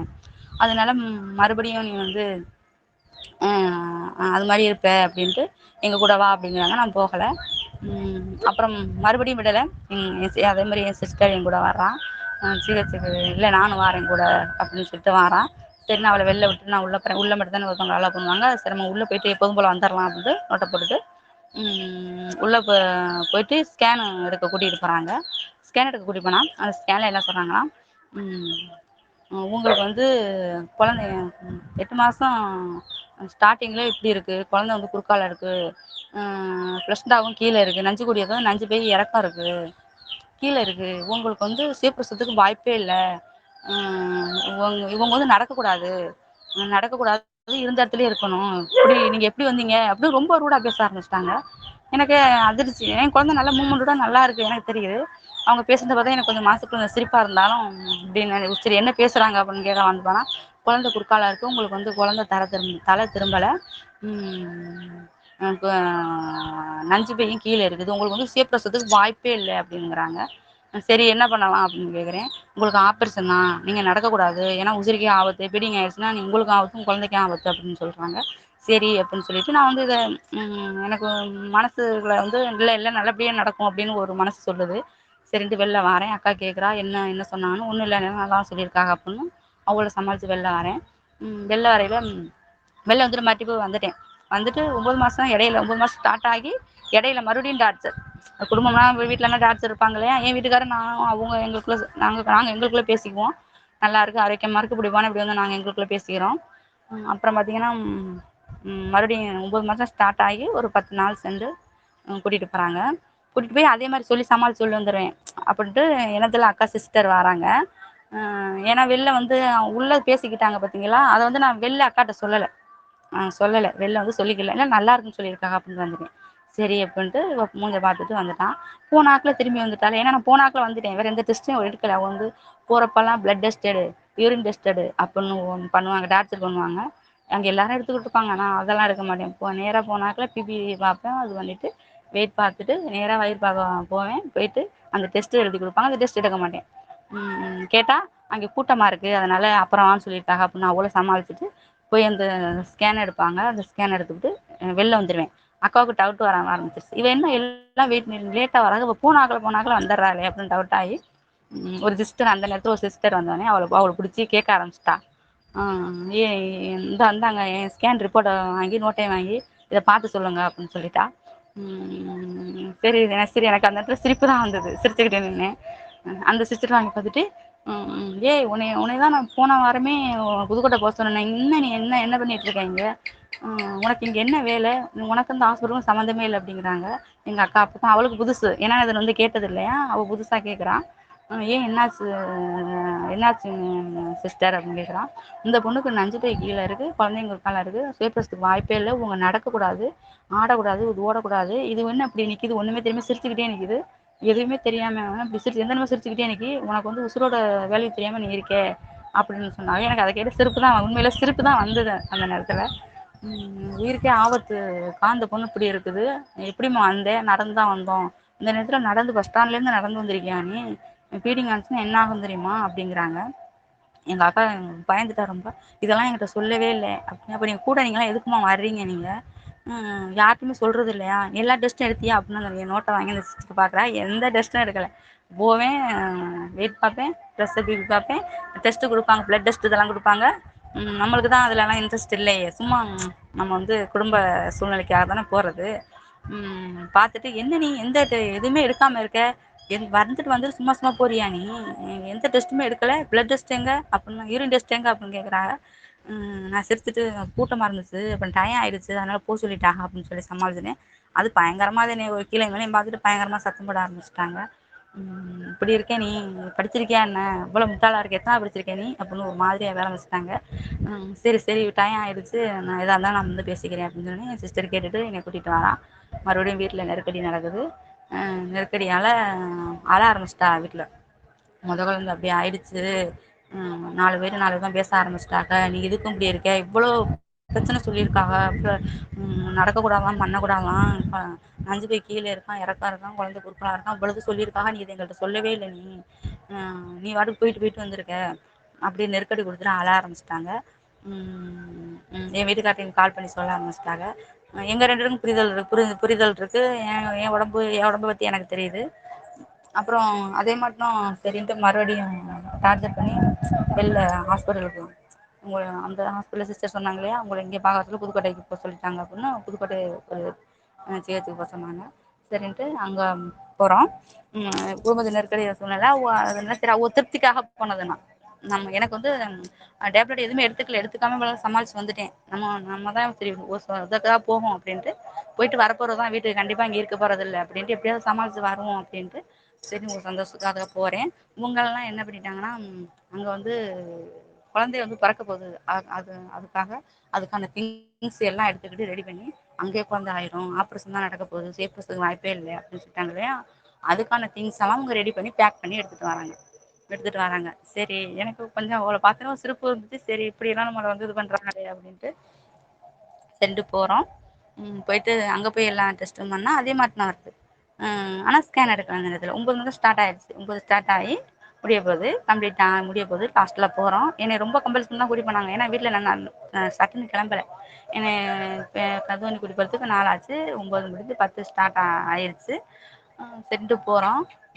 எல்லா திங்ஸும் எடுத்துக்கிட்டாங்க. குழந்தை பிறக்க போகுது, எல்லாம் இது பண்ண போகுது அப்படின்னு எல்லாம் ரெடி வெட்டிலாம் சொல்லிட்டு எல்லா திங்ஸையும் என் கூட அம்மா இருக்காங்க. அக்காவில்லை, நீங்கள் போய் அங்கே கால் பண்ணுங்கள், ஆப்ரேஷன் என்னைக்கு சொல்லுங்கள், நான் வாரேன் அப்படின்னு உங்கெல்லாம் ரெடி பண்ணிட்டாங்க. ஏன்னா உங்களே ஆப்ரேஷன் பண்ணி இவ்வளோ பண்ண போகிறாங்க இல்லையா, அதனால முடிவு எடுத்துட்டா என் முடிவே யாரும் கேட்கல. உங்களே எல்லாம் வர்றாங்க. வந்து அங்கே எல்லாம் டெஸ்ட்டு நடக்குது. எல்லாம் அதே மாதிரி பண்ணுறாங்க, அது பண்ணுறாங்க. பிளட் டெஸ்ட் பண்ணி எடுக்கவே இல்லை. ஏன்னா பிளட் டெஸ்ட் எடுத்தால் நம்ம மற்றதை காமிச்சு ஒரு நாள் போயிட்டு சாம்பிளுக்கு எடுக்கிறோம் பார்த்தீங்களா, அதை காமிச்சு எந்தா இருக்குது அப்படின்ட்டு அதை காமிச்சிருவேன். சரி காமிச்சு சமாளித்து அங்கேயும் பேச தான் ஆரம்பிப்பாங்க. அதெல்லாம் காதில் ஏதோ வர்றதை சொல்லிட்டு போயிடுறது. போயிட்டு எல்லாம் பண்ணி இது பண்ணி வரையில் சொல்கிறாங்க, உங்களுக்கு வாய்ப்பு இல்லை. நான் அது ஒரு சிஸ்டர் கேட்குறேன், ஏன் இது வந்து சீப்ரஸன் ஆகாதா அப்படின்னு கேட்குறேன். உங்களுக்கு சீப்ரஸன் கண்டிப்பாக ஆகாது, ஆப்ரேஷன் தான். எப்படிம்மா நீ சீப்ரஸன் ஆகுது, உனக்கு இன்னும் ப்ளசண்ட்டாக கீழே இருக்குது, மேலே போகல, இந்நேரம் போயிருக்கணும். இப்படியெல்லாம் இருந்து யாருக்கும் சீப்ரஸன் ஆனதே இல்லை. உனக்கு ஆப்ரேஷன் தான் அப்படின்னு எல்லா டாக்டரும் பெரிய டாக்டர் எல்லாரும் சொல்கிறாங்க. எல்லாரும் வந்து ரவுண்ட்ஸ் சொல்கிறாங்க. எல்லாம் சொல்லல. சரி நான் வந்து எனக்கு வந்து தாட் எல்லாம் ஒரே முடிவு எடுத்துட்டாங்களே, நம்ம முடிவே கேட்கலையே, எனக்கு ஒரே முடிவு இருக்குன்னா அந்த ஹாஸ்பிட்டல் விட்டு எப்படியாவது வெளில போகணும். 1 days ஆகுது. அங்கேயே அட்மிஷன் போட்டாச்சு. போட்டு என்னை இருக்க வைக்கிறாங்க. சரி இந்த ஹாஸ்பிட்டல் விட்டு எப்படியாவது வெளில போகணும் அப்படின்னு தான் என் தாட்டை ஓடிக்கிட்டு இருக்கு. ஆப்ரேஷன் பண்ண கூட்டிகிட்டு போனாலும் இப்போ நம்ம சம்மதத்தோடு தான் நம்ம உடம்புல நம்ம கை வைக்க முடியும். நம்ம சம்மதம் இல்லாமல் யாரும் நம்ம வந்து நெருக்கடி பண்ண முடியாது இல்லையா. அதனால் என் சம்மதம் இல்லாமல் நம்ம உடம்புல யாரும் கை வைக்க முடியாது. கண்டிப்பாக நம்ம சீப்ரஸன் தான் ஆகுது. ஏன்னா என் குழந்தை ரொம்ப சப்போர்ட் பண்ணிச்சு. நல்ல மூமெண்ட்டோட இருந்தாங்க, நல்ல மூமெண்ட் ஆக்டிவாக இருந்தாங்க. எனக்கும் உள்மனசு அதை எதுவும் சீப்ரஸன் தான் ஆகும் அப்படின்னு ஒரு உள்மனசு அப்படின்னு தோன்றிருந்தது. சரி நான் எனக்கு ஒரே தாட் என்னென்னா வெளில போகணும், ஹாஸ்பிட்டலை விட்டு வெளில போகணும். திருப்திக்காக வந்தது. வந்து எல்லாம் ரெடி பண்ணிகிட்டே வந்துட்டாங்க, ஆப்ரேஷனுக்கே ரெடி பண்ணி வந்துட்டாங்க. ஹாஸ்பிட்டலில் 1 வாரம் சென்று எல்லா டெஸ்ட்டும் முடிச்சுட்டு தான் உங்களுக்கு ஆப்ரேஷன் அப்படின்னு சொல்கிறாங்க. சொல்லி நீ போய் மயக்க டாக்டரை பாரு, மயக்க டாக்டரை பார்த்து கன்சல்ட் பண்ணிவிட்டு பேசிவிட்டு நீ போ, இரு அப்படின்றாங்க. சரி அப்படின்ட்டு எல்லாம் ரெடி பண்ணியிருக்கையில் லாஸ்ட்டாக மயக்க டாக்டரை பாரு அப்படின்னு சொல்கிறதுக்கு முன்னால் ஒரு ஸ்கேன் பண்ணுவாங்க இல்லையா, அந்த ஸ்கேன் வருது. அந்த ஸ்கேன் வந்தோடனே இன்றைக்கி நேற்று வந்தவங்கலாம் இன்றைக்கி ஒரு ஸ்கேன் வருது, அந்த ஸ்கேனுக்கு போங்க அப்படிங்கிறாங்க. அவங்க சொன்னாங்க இல்லையா, 5 பை கீழே இருக்குது, ப்ளசண்டா கீழே இருக்கு, குழந்தை கொடுத்துருக்காருக்கு வாய்ப்பே இல்லை அப்படிங்கிறாங்கல்ல. அந்த நேரத்தில் ஸ்கேன் பண்ணுறாங்க டாக்டர், அவங்களுக்குள்ளே பேசிக்கிறாங்க.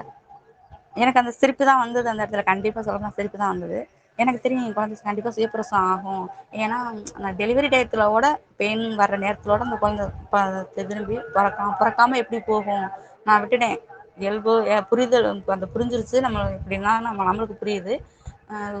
சுயப்பிரசவம் தான் ஆகும், இவங்கெல்லாம் இப்படி சொல்கிறா, சரி என்ன தான் பண்ணுறாங்க, நம்ம இதில் என்ன தான் பண்ணுறாங்க வெயிட் பண்ணி பார்க்கலாம் அப்படின்னு வெயிட் பண்ணையில் அவங்களா பேசிக்கிறாங்க. ஸ்கேன் எடுத்துக்கிட்டு அவங்களா பேசிக்கிறாங்க.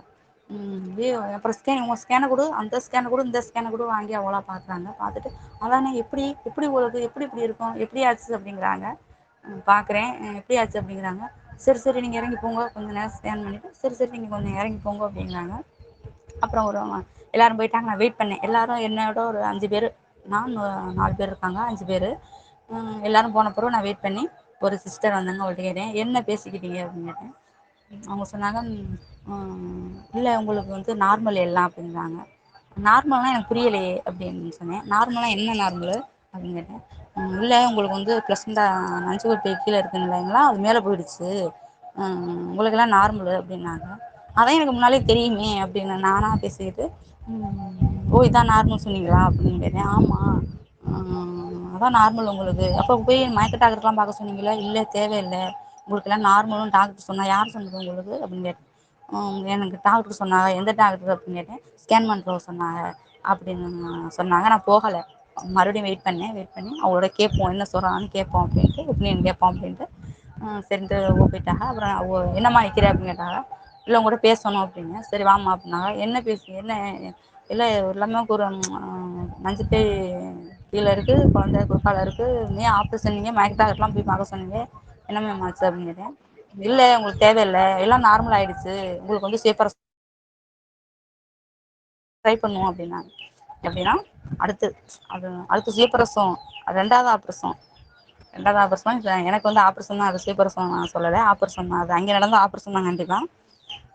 ரெண்டாவது ஆப்ரேஷன், ரெண்டாவது குழந்தைக்கு சுயப்பிரசவத்துக்கே ரெடி பண்ணுவோம் அப்படின்னாங்க. வெயிட் பண்ணுங்க அப்படின்னாங்க.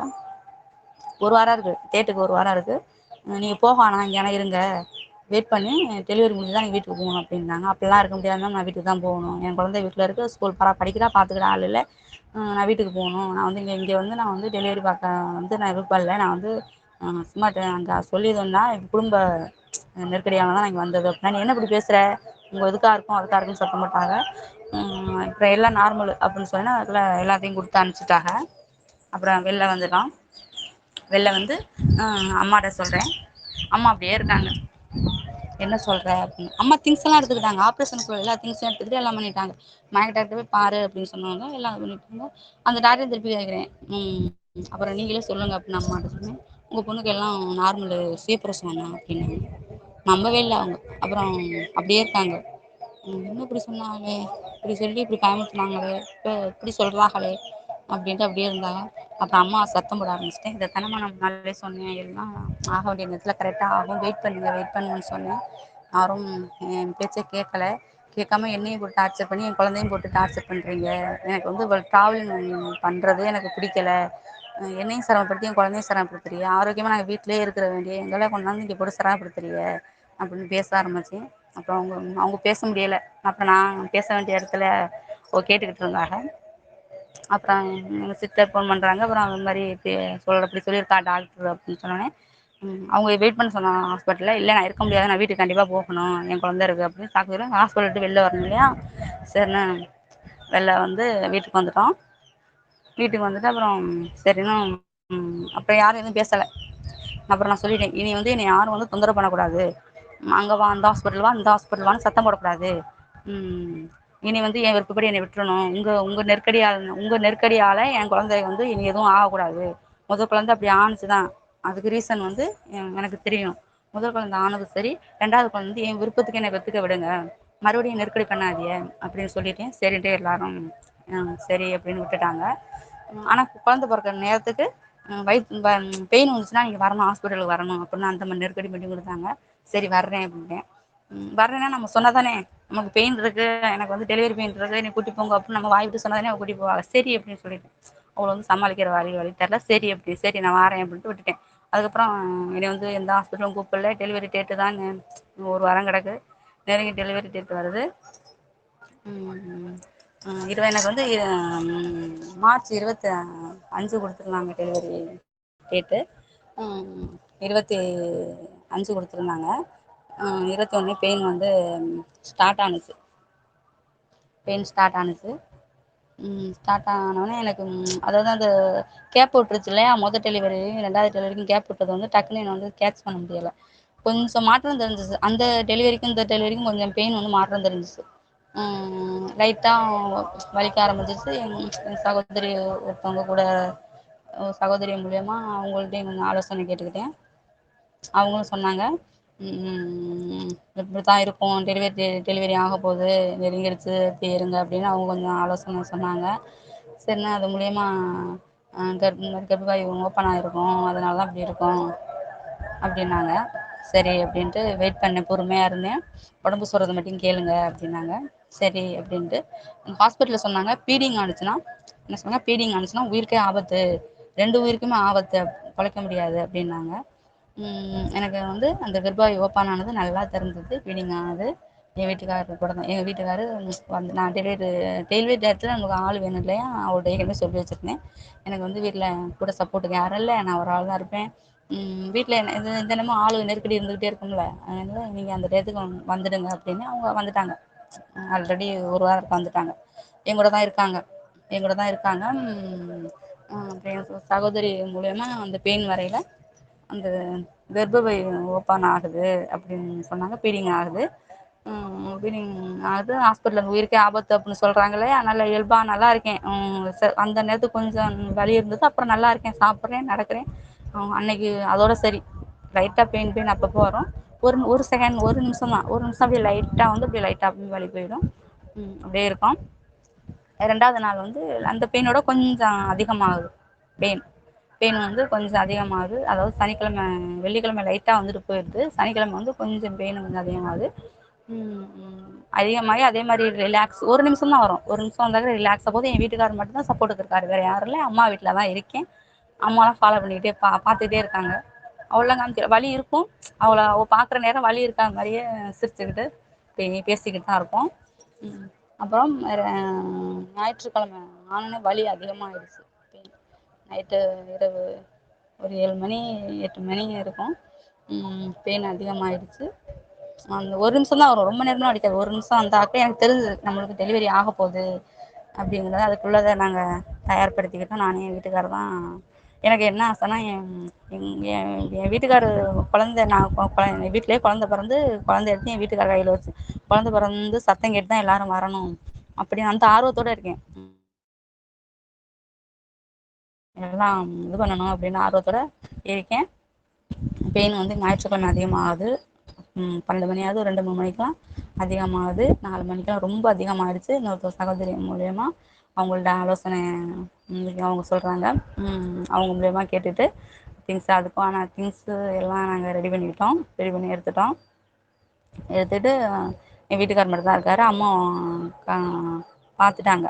பெயின் கூட வீட்டில் இல்லை, வீட்டை விட்டு கொஞ்சம் பின் சைடே அந்த சைடே இருக்கோம், பேசிக்கிட்டே இருக்கோம். அம்மா பார்க்குற நேரம் கொஞ்சம் பேசிக்கிற மாதிரியே, ஏன்னா நம்ம வலி வந்துருந்தா நம்மளை பிடிச்சி போட்டு கொண்டு போயிடுவாங்களே அப்படின்ட்டு அந்த நேரத்தில் இந்த சிரிச்சுக்கிட்டு, அவள் பார்க்குறதுனா சிரிச்சுக்கிட்டு பேசிக்கிட்டு இருக்க மாதிரி அப்படி இருக்கும். அப்புறம் அம்மா கொஞ்சம் பார்த்துட்டு வீட்டுக்குள்ளே போயிட்டோம். டெலிவரி உங்கள் குழந்தை வெளில வரப்போகுதுன்னு எனக்கு தெரியுது, சரி இதுக்கு மேலே இருக்கக்கூடாது, வெளில போய் வீட்டுக்குள்ளே போயிடணும் அப்படின்ட்டு வீட்டுக்குள்ளே போயிட்டோம். அந்த பெயின் வர நேரத்தில் என் வீட்டுக்காரர் என்னை மறைச்சிக்கங்க அப்படின்ட்டு சரின்னு மறைச்சிக்கிறதுல அம்மா வந்து என்னென்னு கேட்குறாங்க. ஒன்றும் இல்லைம்மா, சும்மா லைட்டாக சும்மா சூட்டு வலி போல இருக்குது, வலிக்குது அப்படின்னு. சரின்ட்டு அவங்க கருக்கு போட்டு விட்ருக்காங்க. அதாவது ஜீரகம் இதெல்லாம் எரிச்சு கொடுப்பாங்க இல்லையா, அது போட்டுட்டு பால் எடுக்க போயிட்டாங்க. நல்ல பெயின் வந்துடுது. நல்லா பெயின் வந்து எனக்கு ரொம்ப ஆவலாயிடுச்சு. அந்த பெயினெல்லாம் எனக்கு அவ்வளோதான். அது சந்தோஷமான ஒரு பெயின் தான். அந்த அனுபவம் வந்து ரொம்ப சந்தோஷமாக இருந்துச்சு. நம்ம ஹாஸ்பிட்டலில் போயிட்டு அனுபவிச்ச வேதனை பார்த்தீங்களா, அதெல்லாம் வந்து அப்படியே மறைச்சிருச்சு. அந்த டெலிவரி வந்து விடியகாலம் திங்கக்கிழமை ஆயிடுச்சு. பனிக்கூடமும் உடஞ்சிருச்சு. அப்போல்லாம் அம்மா வீட்டில் இல்லை, என் வீட்டுக்காரர் மட்டும் தான் என் கூட இருக்கார், வெளியில் இருக்கோம். அம்மா வெளியில் பால் எடுத்துக்கிட்டு இருக்காங்க. பனிக்கூடம் உடஞ்சி குழந்தை தலை வர ஆரம்பிச்சிருச்சு. இப்போ நான் அப்போ சவுண்டே போடல. அப்போல்லாம் நல்ல பெயின் இருந்துச்சு. வாய் விட்டு கத்தணும் போல தான் இருந்துச்சு. ஆனால் வாய் விட்டு நான் கத்தவே இல்லை சகோதரி. வாய் விட்டு கத்தலை. அந்த குழந்தை தலை வெளில வந்துருச்சு. குழந்தை வந்துருச்சு வெளில, பிடிங்க குழந்தை வந்துருச்சு பிடிங்க அப்படின்னு சொல்ல என்ன வந்துச்சு, பாப்பா பையனுக்கு வந்து கழுத்தில் கொடி கொடி சுற்றி இருந்தது. அதனால பயந்துட்டாங்க. அவங்களுக்கு புதுசு இல்லையா, அதனால நம்மளுக்கும் வீட்டில் வந்து டெலிவரி புதுசு தான். ஆனால் எனக்கு எப்படி இந்த துணிச்சல் வந்து புரிதல் இருந்ததுனால எனக்கு கொஞ்சம் பதட்டம் இல்லை அந்த நேரத்தில். அவங்கள்ட்ட சொல்கிறேன் இப்படி எது ஒன்றுங்க அப்படின்ட்டு. ஆனால் அவங்க பயந்துட்டாங்க. பயந்துட்டு அம்மா சத்தம் வைக்க ஆரம்பிச்சிட்டாங்க. அப்புறம் அம்மா சத்தம் வச்ச ஆரம்பிச்சோன்னே அம்மா பதட்டத்தோடு உரியாடுறாங்க. உரியாந்தோடனே அவங்க சொன்ன வார்த்தை ஐயோ அப்படின்னு தான் சொன்னாங்க.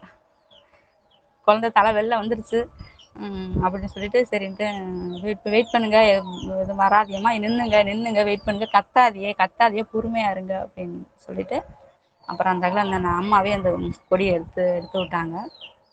எடுத்து விட்டுட்டு அப்புறம் பையன் வெளில வந்துட்டான். 6:45க்கெல்லாம் திங்கக்கிழமை விடியற்காலம் 6:45க்கெல்லாம் குழந்தை பிறந்துருச்சு. குழந்தை பிறந்து அப்புறம் வீட்டில் தெரிஞ்சிருச்சு. வீட்டில் அம்மா வந்துட்டாங்க, அம்மா கையில் தான் குழந்தை இருக்குது. அப்புறம் ஒருத்தி வீட்டில் தெரிஞ்சப்போ எல்லாரும் அக்கா சிஸ்டர் பிரதர் எல்லாத்தையும் சொல்லி எல்லாம் வந்து சேன்னு கூட்டம். ஹாஸ்பிட்டலுக்கு தூக்கணும், அங்கே தூக்கணும், இங்கே தூக்கணும், எப்படி பிறந்துச்சு அப்படி இப்படின்னு பேசிக்கிறாங்க. இருங்க அமைதியாக இருங்க, பொறுமையாக இருங்க, ஒன்றும் பதட்டப்படாதீங்க, நான் எல்லாம் பார்த்துக்கிறேன், ஹாஸ்பிட்டல் எதுவும் தேவையில்லை, நான் பார்த்துக்கிறேன், சத்தம் போடாமல் பொறுமையாக பேசாமல் சத்தம் இல்லாமல் அமைதியாக இருங்க அப்படின்னு சொல்லிட்டு கொஞ்சம் நேரத்தில் ப்ளசண்ட்டாகவும் கொஞ்சம் கொஞ்சம் அதுவும் வெளியாகிடுச்சு. வெளியாகிடு எல்லாமே கம்ப்ளீட்டாக இது பண்ணிட்டோம். மறுபடியும் ஹாஸ்பிட்டல் போகணும் நெருக்கடி தான் கொடுக்குறாங்க.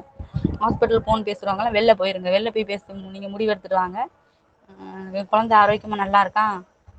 என் சிஸ்டர் சொன்னாங்க உள்நாக்கு இல்லாமல் இருந்தது, அது இல்லாமல் இருந்தது, அதெல்லாம் எப்படி தெரியும், வாங்க செக் பண்ணுங்க அப்படின்னு சொல்லிட்டு நல்லா ஆரோக்கியமாக இருக்குது பையன், எந்த இதுவும் இல்லை, எனக்கு நல்லா தெரியுது, நீ வந்து இப்போ இதனால தான் பாரு, நானும் நல்லா ஆரோக்கியமாக இருக்கேன் அப்படின்ட்டு குழந்தை நல்லா ஆரோக்கியத்தோடு நல்லா இருக்காங்க. அப்புறம் மறுபடியும் அந்த நெருக்கடியெலாம் சமாளித்து வெளில வந்தோம். முதல் ஹாஸ்பிட்டலில் பிறந்தான்னு சொன்னேன் இல்லையா, அது மூலயமா அவங்க வந்து டெலிவரிக்கு நம்மளை துன்புறுத்தின விதம் வந்து அந்த பெயின் வரையில் டெலிவரி தானாக பெயின் ஆகங்காட்டியும், குழந்தை டெலிவரி வந்து தானாக ஆகங்காட்டியும் அவங்களாவே பிதிக்கி தான் எடுத்தாங்க. அந்த அந்த நம்ம டார்ச்சர் படுத்துகிறாங்க இல்லையா, முக்குங்க இது பண்ணுங்க அது பண்ணுங்க, அதுலேயே எனக்கு வந்து ரொம்ப தொந்தரவும் ஆயிடுச்சு. என்ன தொந்தரவுனா மோசன் பிரச்சனையும் ஆயிடுச்சு. எனக்கு நிறைய பிரச்சனை, ரொம்ப நிறைய பிரச்சனையை வந்து நான் அதனால வந்து குழந்தை பெற்றுக்கிறேன்ட்டு போயிட்டு ஹாஸ்பிட்டல் தான் இருக்குன்னு எதிர்பார்த்து போனேங்க. அது வந்து அந்த அப்படி பண்ணுங்க அப்படின்னு சொல்றதுல வந்து எனக்கு வந்து மோசன் பிரச்சனையும் ஆரம்பிச்சிருச்சு. மோசன் பிரச்சனையும் வந்து அதுவும் ரொம்ப தீராத ஒரு பிரச்சனையாக இருந்தது. அப்புறம் அதெல்லாம் நினச்சி பார்க்கையில இது வந்து நம்மளுக்கு எவ்வளவோ ஒரு கடவுள் கொடுத்த ஒரு தானாக இயல்பாக நடக்க வேண்டிய ஒரு விஷயத்த நம்மளா போய் ஹாஸ்பிட்டலில் போயிட்டு மருந்து மாத்திரை அப்படின்னு திணிச்சு அவங்க மூலியமாக போயிட்டு அவங்க வந்து நம்மளை டார்ச்சர் பண்ணுற விதம், அதெல்லாம் வந்து நினச்சி பார்த்தாவே எவ்வளோ ஒரு இதில் போய் நம்ம வந்து தள்ளப்பட்டுருக்கோம். இந்த புரிதல் வந்து அதுக்கு இல்லையே, அதுக்கு கிடைக்கலையே, அது கிடைச்சிருந்தா இன்னும் ரொம்ப சந்தோஷமா ஹாப்பியாக இருந்திருக்கும். அவங்க அந்த நம்மள்ட்ட அந்த இப்படி பண்ணுங்க அப்படி பண்ணுங்கன்னு சொல்றதுல அந்த பிரச்சனை எனக்கு ரொம்ப நாளாக. எனக்கு வந்து டிசம்பர் 17 பாப்பா பிறந்தா. என் பொண்ணு எனக்கு வந்து டிசம்பர் 17 2017 பிறந்துச்சு. அதுலேருந்து அந்த பிரச்சனை இருந்துச்சு. அந்த மோசன் பிரச்சனை வந்து ரொம்ப, அதுக்கும் ட்ரீட்மெண்ட் எடுத்தேன். அது எதுக்குன்னா அந்த மோசன் பிரச்சனைக்கும் ட்ரீட்மெண்ட் எடுத்தேன், தைராய்டுக்கும் ட்ரீட்மெண்ட் எடுப்பேன், டேப்லெட் இதுக்கும் டேப்லெட் அதுக்கும் டேப்லெட். ரொம்ப வெறுத்துட்டேன். ஏன்னா ரொம்ப வெறுத்து இதை விட்டு எனக்கு போவே வழி இல்லையா, இதுதான் போல இருக்கு, கடைசி வரைக்கும் இப்படி தான் ஆக போகிறோம் போல இருக்கு அப்படின்னு நினச்சிக்கிட்டு இருக்கல. திடீர்னு இந்த இது மூலியமாக நான் வந்து அக்குபஞ்சர் அப்படிங்கிற வைத்தியம் மூலியமாக தான் நான் வந்து அந்த புரிதல் ஏற்படுத்திக்கிட்டு எல்லாம் இயல்பு தான், உடம்பு வந்து நம்ம வந்து இயல்பான ஒன்று வந்து நம்ம வந்து எதுவுமே நோய் இல்லை, நம்மளாம் போய் திணிச்சு டேப்லெட் மூலியமாக எடுத்துக்கிட்டு பண்ணுறது தான் அப்படின்ட்டு அது மூலயமா வந்த பண்ணேன். அந்த மோசன் பிரச்சனை அதுவும் இப்போ எனக்கு வந்து சரியாக குணமாயிடுச்சு, சரியாயிடுச்சு. இந்த வீட்டில் வளர்து ஒன்றுமே இல்லாமல் இந்த வீட்டில் இயல்பாக நடக்க வேண்டியதை போய் நம்ம ஹாஸ்பிட்டலில் போயிட்டு அவங்க மூலியமாக நம்மளை துன்புறுத்தி பண்ணி அதெல்லாம் நினைக்கையில ரொம்ப இதா எனக்கு 2வது பையன் பொறந்தோனே எனக்கு வந்து ஆனந்த கண்ணீர் கண்ணீர் தான் வந்துச்சு. இவ்வளவு இயல்பா இவ்வளவு ஒரு எதுவுமே இல்ல. கொஞ்ச நேரம் தான். கொஞ்ச நேரம் பெயின்ல கம்ப்ளீட்டா யார் துன்புறுத்தலும் இல்ல. யார் ஒரு இதுவும் இல்லாம தானா இயல்பா ஆக வேண்டியதை நம்மளா போயிட்டு இது பண்ணிக்கிட்டோமே. அப்போ அந்த புரிதல் வந்து அப்பயிலே நம்மளுக்கு யாரும் நம்மளுக்கு ஆலோசனை குடுக்க பயிலே இல்லையே அப்படின்ட்டு என் பையன் பிறந்தப்போ அந்த ஆனந்த கண்ணீர் மட்டும்தான் வந்தது. நல்லா ஆரோக்கியமா இருக்காங்க இப்ப. இப்போ 4 மாசம் கம்ப்ளீட் முடிய போகுது. நல்லா என் பொண்ணுக்குமே இப்போ மருந்து மாத்திரை இல்லாத ட்ரீட்மெண்ட் மூலியமா தான் நான் மூலியமா தான் நான் இப்போ ஏதோ ஒரு காய்ச்சலோ ஏதோ ஒரு சளி வந்தாலும் நான் வந்து மருந்து மாத்திரையை நோக்கி நம்ம போறதில்ல. நானுமே இப்போ அப்படித்தான் இருக்கேன். என் பொண்ணும் அந்த இதில் தான் மருந்து மாத்திரையோ எதுக்கோ போய் இது பண்ணுறதில்ல. இந்த இது மூலியமாக தான் நான் என் பாப்பாவுக்கும் ஏதாவது தொந்தரவு இருந்துச்சுன்னா சளி தொந்தரவோ ஏதோ இருந்துச்சுன்னா அப்படியே விட்டுடுவேன். ஜுரமோ என்னமோ இருந்துச்சுன்னா கொஞ்சம் அப்படியே விட்டுருவேன். ஏதாவது கொஞ்சம் அவளுக்கு தாங்க முடியாத இதாக இருந்துச்சுன்னா இது மூலியமா நாங்கள் போயிட்டுருக்கோம். அந்த மருந்து மாத்திரை எதுவும் நான் எடுத்துக்கிறதில்ல. எடுத்து அந்த மூலியமாக போகிறதில்ல. பையனும் இப்போ 4 மாதம் கம்ப்ளீட் ஆக போது ஆரோக்கியமாக இருக்கான். ராஜகுமாரி, அதாவது உங்க அக்கா. அனுபவம் மூலியமா ரொம்ப நன்றிம்மா. வாழ்த்துக்களும் பாராட்டுகளும். என்னன்னா உங்க மூலியமா இன்னைக்கு நிறைய விஷயம் வந்து எல்லாருக்குமே வந்து தெளிவாயிருக்கும். ஏன்னா நம்ம வந்து குழுல சொல்றோம் கருவிகள் கணக்கீடுகள்லாம் வந்து உண்மை இல்லை உண்மை இல்லைன்னு. அதுக்கு இன்னைக்கு உங்களோட அனுபவம் வந்து ஒரு சிறந்த ஒரு அத்தாட்சி எங்களுக்கு. என்னன்னு பார்த்தீங்கன்னா நீங்கள் சொன்னீங்க குழந்தைக்கு அத்தனை ஸ்கேன் பண்ணோம் அத்தனை. அப்போ குழந்தை அவ்வளோ தீரா துன்பத்தை அனுபவிச்சா அவளையும் நீங்கள் வந்து அந்த ரசாயன கடையிலேருந்து வெளியில் கூப்பிட்டு வந்ததுக்கப்புறம் இப்போ அவள்கிட்டையும் நல்ல மாற்றங்கள் தெரியுதுன்னு சொன்னீங்க. அதே மாதிரி பார்த்தீங்கன்னா இப்போ அந்த அந்த சுய பிரசவம் அதை ஏன் யாரும் சொல்ல மாட்டேங்காங்க, சுகமாக இருக்கும்னு சொல்கிறாங்க. இப்போ அனுபவிச்ச நம்ம தான் அதை வந்து வெளியே சொல்கிறோம். அதுக்காகவே வந்து கசப்பான அனுபவமா இருந்தாலும் நம்ம அதை வாங்கி நம்ம சொல்ல மாதிரி ஆயிருக்குது.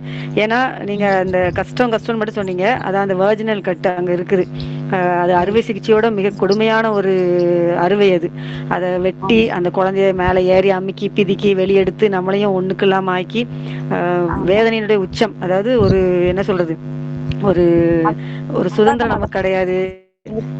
நம்ம வந்து அவங்களுக்கு நீங்க சொன்னீங்க பொம்மைன்னு சொன்னீங்க. அதே மாதிரிதான் போறவங்க வர்றவங்க எல்லாம் வந்து எக்ஸ்பெரிமெண்ட் மாதிரி நம்மளை பார்த்துட்டு போவாங்க.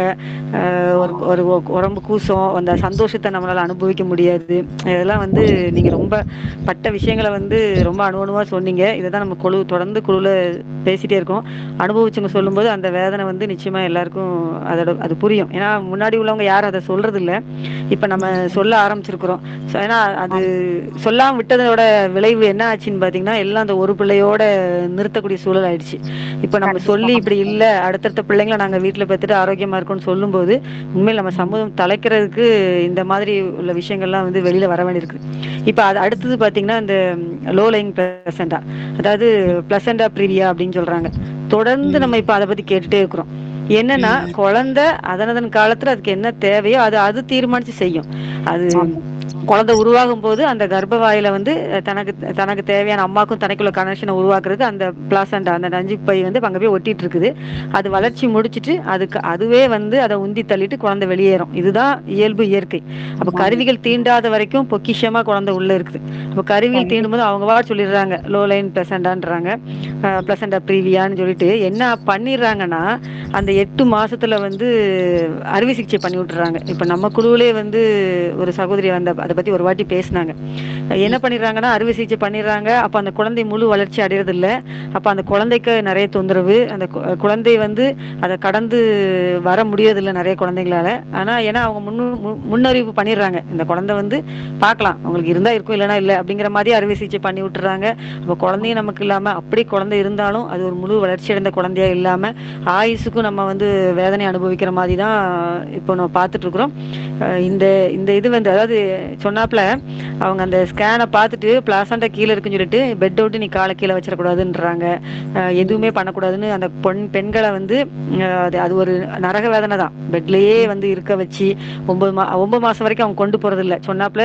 அந்த 7 மாசம் முடிஞ்ச உடனே என்ன பண்ணிடுறாங்கன்னா அறுவை சிகிச்சை பண்ணி 1 கிலோ 1.5 கிலோ 2 கிலோ அப்படிங்கிற, ஏன்னா படுக்க வச்சே மருந்தை ஏற்றி வெயிட்டையும் ஏற்றிடுறாங்கன்னு வைங்களேன். 2 கிலோ கையில கொடுத்துட்டு அதுக்கப்புறம் அந்த பிள்ளைய அவங்க கொண்டு வர்றதுக்குள்ள பெரும் பாடா இருக்குது.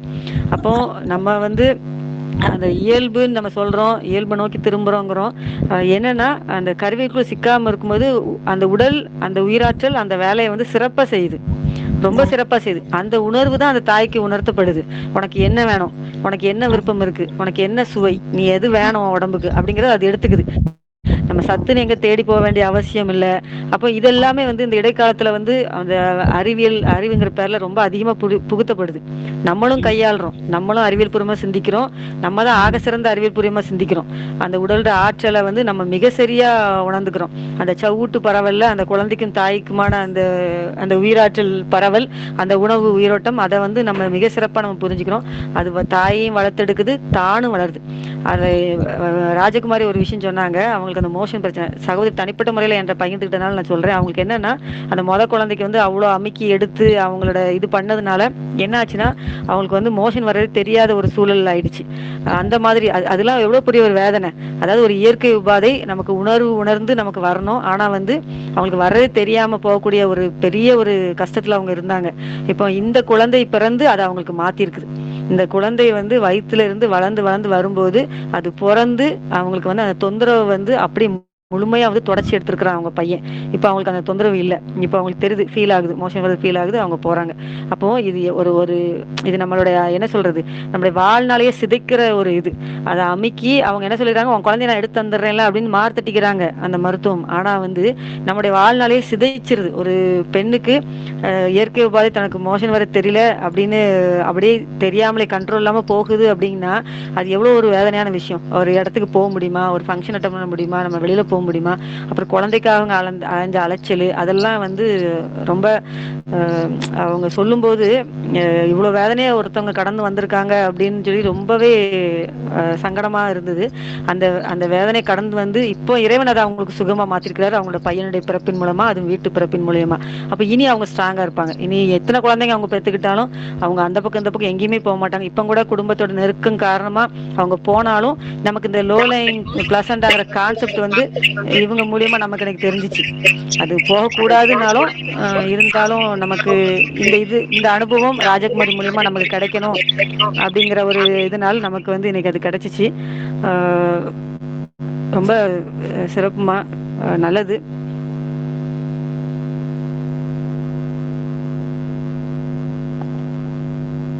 ராஜகுமாரி லைன்ல இருக்கீங்களா? ராஜகுமாரி மியூட் எடுத்து விட்டு பேசுங்கம்மா. ராஜகுமாரி மியூட் எடுத்து விட்டு பேசுங்க. இருக்கேங்க. உங்களோட நேரத்தை இன்னைக்கு கொடுத்து இன்னைக்கு மிகப்பெரிய ஒரு இதா இருந்திருக்கும் எல்லாருக்குமே இந்த அனுபவம். நம்ம இதை பதிவு பண்ணுவோம், தொடர்ச்சியா நம்ம இதை வந்து பதிவு பண்ணுவோம். யாருக்கா ஏதாவது கேள்விகள் இருக்காப்பா? சர்டிபிகேட் வாங்கின கதை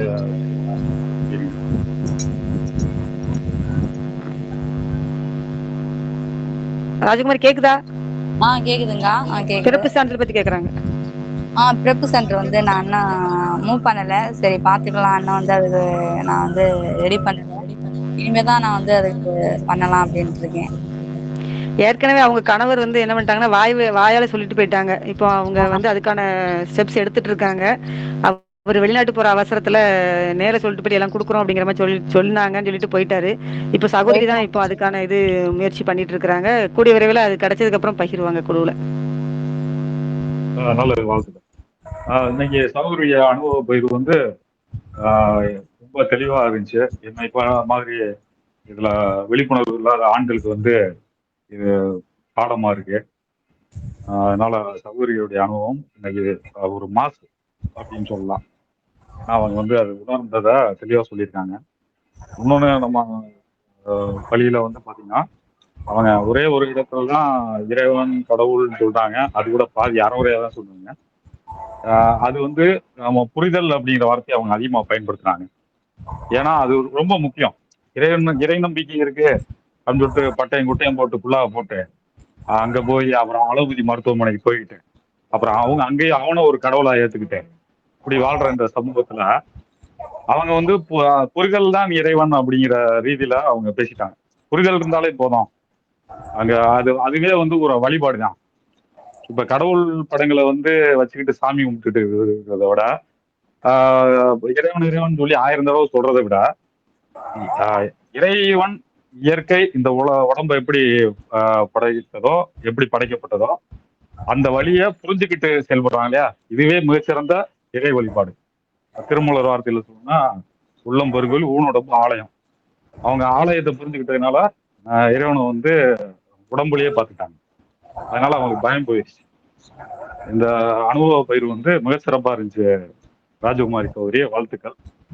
சரிங்க சார். அனைவரும் விழிப்புணர்வு பெறுவாங்க. சரிங்க. சரி. சந்தேகங்கள் டைமும் யாருக்காவது சந்தேகம் இருக்கா, இல்ல நம்ம இன்னைக்கு நிகழ்வு முடிச்சுக்கலாமா?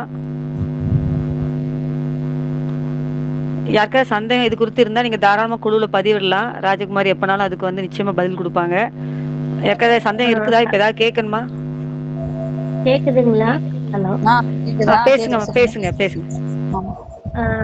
அதாவது என்ன டவுட்னா, இப்ப வந்து நம்ம நார்மலா எப்பவும் போல இருந்தா போதுங்களா?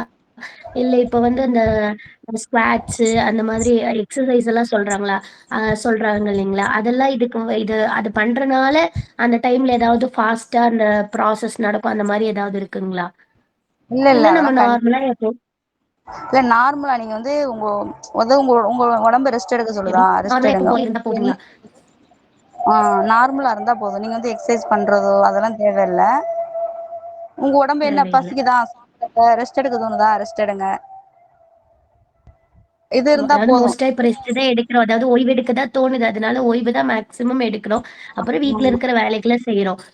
அது போக இந்த மாதிரி ஏதாவது எக்ஸசைஸ் செய்யணுங்களா அப்படிங்கிற மாதிரி, அதாவது அதனால ஏதாவது கண்டிப்பா நம்ம வந்து எக்ஸசைஸ் பண்ணாதான் நம்மளுக்கு வந்து சிவபிரசவம் அப்படி ஆகும் அப்படின்னு வந்து அதை எதிர்பார்க்க வேண்டியது தேவையே இல்லை. நீங்க எப்போதும் ஆட்டோமேட்டிக்கா நீங்க என்ன வேலை பார்ப்பீங்க, அதை சும்மா ரெகுலரா நம்ம வீட்டு வேலையா அந்த வேலை பார்த்துட்டு நீங்க எப்போதும் போல இருந்தா போதும். கூடவே எக்ஸசைஸோ தனிப்பட்ட விஷயமா எதையும் ஒன்றும் நம்ம உடம்புல திணிச்சுக்க வேணாம். கேக்குதுங்களா? ஆமா. Thank you sister, thank you. வேற யாருக்கு ஏதாவது கேள்விகள் இருக்குதா?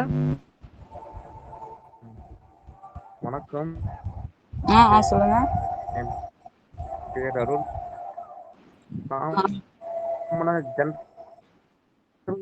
விட்டு விட்டு கேக்குது.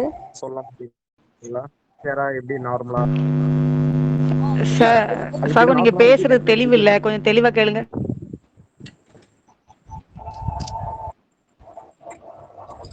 தெளிவா கேட்கல. என் நேம் அருள். வணக்கம், என் நேம் அருள். சொல்லுங்க. அதாவது எப்படின்னா, காமனா எப்படி அவங்க ஜென்ரலா ஹெல்த்தியா வச்சுக்கணும், ஏன்னா சின்ன சின்ன தொந்தரவுகள் உடம்பு ஆட்டோமேட்டிக்கா வரும், அதை எப்படி இயற்கை முறையில ஆரோக்கியமா வச்சுக்கணும்? சின்ன சின்ன தொந்தரவுனா அது உடம்பு ஏதாவது தொந்தரவு கொடுக்குதுங்கிறீங்களா? ஒரே ஒரு நிமிஷம். அருள் சகோதரர், நீங்க அருள் சகோதரர் வணக்கம். நீங்க குழுக்கு புதுசா இணைஞ்சிருக்கீங்களோ? அருள் சகோதரர்? எவ்வளவு நாள் ஆச்சு குழுல இணைஞ்சு? இல்ல, குழுல இணைஞ்சு எவ்வளவு நாள் ஆச்சுன்னு கேட்டேன். இந்த டெலகிராமுங்களா? ஆமா, இன்னும் 3 month ஆகும். சரி சரி. இதான் ஃபர்ஸ்ட் டைம் இப்பதான் கலந்துரையாடல் கலந்துக்கிறீங்களோ? ஆமா. சரிங்க. இல்ல, நீங்க கொஞ்சம் டெலகிராம்ல முதல் நாள்ல இருந்து இன்னைக்கு வரைக்கும் உள்ள பதிவுகளை முதல்ல கேளுங்க. உங்க கேள்விக்கான பதில் அதுல இருக்கு. ஏன்னா பிள்ளை பேரு வந்து அது நோய் இல்லை அப்படின்னு நம்ம சொல்றதுனால நீங்க சொல்றீங்களா சில சில தொந்தரவுகள், அதை வந்து ரொம்ப எளிமையாவே அதுதான் சகோதரி வந்து இதுக்கு முன்னாடி ஒரு சகோதரி கேட்ட கேள்விக்கான பதிலுமே அதுதான். அதாவது அது உடல் கேட்குது, ஓய்வு கேட்குதா ஓய்வு, அந்த சுவை உணர்ந்து வாய் கேட்குதா, அந்த வாய்க்கு என்ன தேவையோ அதை கொடுக்குறாங்க. அது வந்து நீங்க முதல் நாள்லேருந்து உள்ள பதிவுகளை நீங்க பொறுமையா பார்த்தீங்கனாலே நிறைய நம்முடைய சகோதரோட அனுபவ பகிர்வு இருக்கு.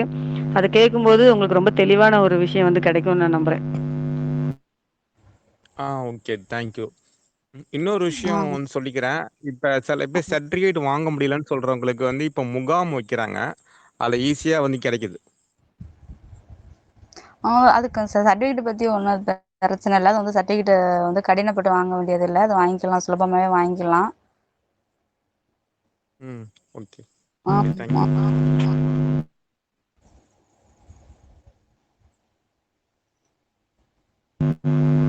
அதாவது அந்த சகோதரோட கேள்விக்கு பதில் சொல்லல அப்படின்னு யாரும் நினைக்க வேண்டாம். ஏன்னா அது உங்களுக்கே தெரியும்.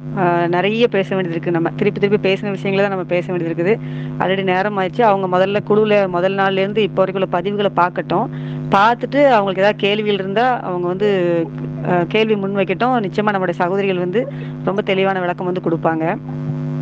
ஏன்னா இது வந்து ஒரு வரியில நம்ம பதில் சொல்ல வேண்டிய விஷயம் இல்லைல்ல. அவங்க எல்லாத்தையும் பார்த்துட்டு வரட்டும். நீங்கள் கேள்விகள் தாராளமாக குழுவிலேயே நீங்கள் கேட்கலாம், பதில் சொல்லுவாங்க. நமக்கு இன்னைக்கு நேரமும் ஆச்சு. சகோதரி நம்ம ரொம்ப நேரம் பிடிச்சு வச்சிருக்கோம். யாரோ கேள்வி இருக்குங்களா? சகோதரிக்கு ரொம்ப நன்றி மட்டும் சொல்லிக்கணும்னு நினைக்கிறேன். என்னோட பேர் மோகன். சொல்லுங்க. ரொம்ப தெளிவாகவும் ரொம்ப பயனுள்ளதாகவும் இருந்தது. அடுத்தடுத்த மாசத்துல என்னோட இணையரும் சாட்சி சொல்லணும்னு நினைக்கிறேன். இணையர்களால 8வது மாசத்துல இருக்காங்க.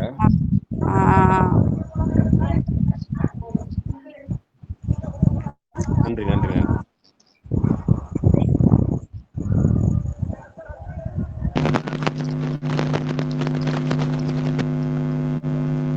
முடிச்சுக்கலாமா? யாருக்காவது கேள்விகள் இருக்குதா? எப்பவுமே வந்து அதாவது மதில் மேல் பூனையா வந்து இருக்கக்கூடாது. இந்த பக்கம் ஒரு கால் அந்த பக்கம் ஒரு கால் அப்படின்னு வைக்க வேண்டிய அவசியம் இல்லை. இன்னைக்கு வந்து அதான் ராஜகுமாரோட புரிதல் வந்து அவங்கள ரொம்ப ஸ்ட்ராங்கா நிறுத்தி வச்சுது. குடும்பத்தின் கட்டாயத்தின் பேர்ல அவங்க அவங்க போகக்கூடாததுக்கு போய் எடுத்த ஸ்கேன் ரிப்போர்ட் வந்து நமக்கு வந்து நிறைய பேருக்கு வந்து ஒரு அத்தாட்சி அன்னைக்கு அமைஞ்சிச்சு. அந்த நஜீப் கொடி கீழே இருக்கிற அப்படிங்கிற விஷயத்த வந்து எப்படி அவங்க தாண்டி வந்தாங்கன்னு சொல்லிட்டு அவங்களோட புரிதல் தான் அங்கே மேல் நோங்கி நிற்குது. அதனால மதில் மேல் பூனை மாதிரி இங்கேயும் கால் வைப்பேன் அங்கேயும் கால் வைப்பேன், எல்லா டெஸ்ட் எடுப்பேன், எல்லா இன்ஜெக்ஷன் போட்டுப்பேன் அப்படின்னு சொல்லிட்டு வாசி பிடிச்சிட்டு நான் திருப்பி வீட்டில் இருப்பேன் அப்படிங்கிற மாதிரி என்ன சொல்லக்கூடாது. ஒரு 10ஆம் பசல் தர மாதிரி நீங்கள் அதை கடந்து போகக்கூடாது. இதுலேயும் ஆழமான விஷயங்கள் இருக்குது. அதை உணர்ந்து இருக்கும்போது எல்லாருக்குமே வந்து இந்த இயல்பு பிள்ளை பேர் வீட்டு பிள்ளை பேர் வந்து ரொம்ப எளிமையான விஷயம். ரொம்ப எளிமையாகவே அது சாத்தியப்பட்டுட்டு இருக்குது சகோதரிகளுக்கு. ராஜகுமாரி குடும்பத்துக்கு வந்து இன்னைக்கு நாங்கள் வாழ்த்துக்களும் பாராட்டுகளும் சொல்லிக்கிறோம். இன்னைக்கு நிகழ்வில் கலந்துக்கிட்ட அனைவருக்குமே வந்து வாழ்த்துக்களும் பாராட்டுகளும். நம்ம தொடர்ந்து கலந்துள்ள வந்து நம்ம சந்திக்கலாம். உங்களுக்கு ஏதாவது கேள்விகள் இருந்தால் நிச்சயமா நீங்கள் குழுவில் வந்து போடுங்க. சகோதரிகள் வந்து அது சார்ந்த அனுபவம் இருக்கும் இல்லையா, அவங்க வந்து உங்களுக்கான பதில் ரொம்ப தெளிவாகவே கொடுப்பாங்க. ஏன்னா அப்படி தெளிவாக கொடுக்கும்போது நம்ம தேவையில்லாத விவாதங்களை நம்ம தவிர்த்துக்கலாம். அதனால என்ன விதமான சந்தேகங்கள் இருந்தாலும் நீங்கள் வந்து வெளிப்படையாக குழுவில் வந்து கேளுங்க. நிறைய நிறைய அனுபவங்கள் நிறைய அத்தாட்சிகள் நமக்கு தொடர்ந்து கிடைச்சிட்டே இருக்குது. அதை ரொம்ப தெளிவாகவே வந்து அவங்க பதிவிடுவாங்க. நம்ம நீங்க முடிச்சுக்கலாம். ராஜகுமாரி நல்லதுமா, அனைவருக்கும் நன்றி. சரிங்கக்கா. சரி சரி.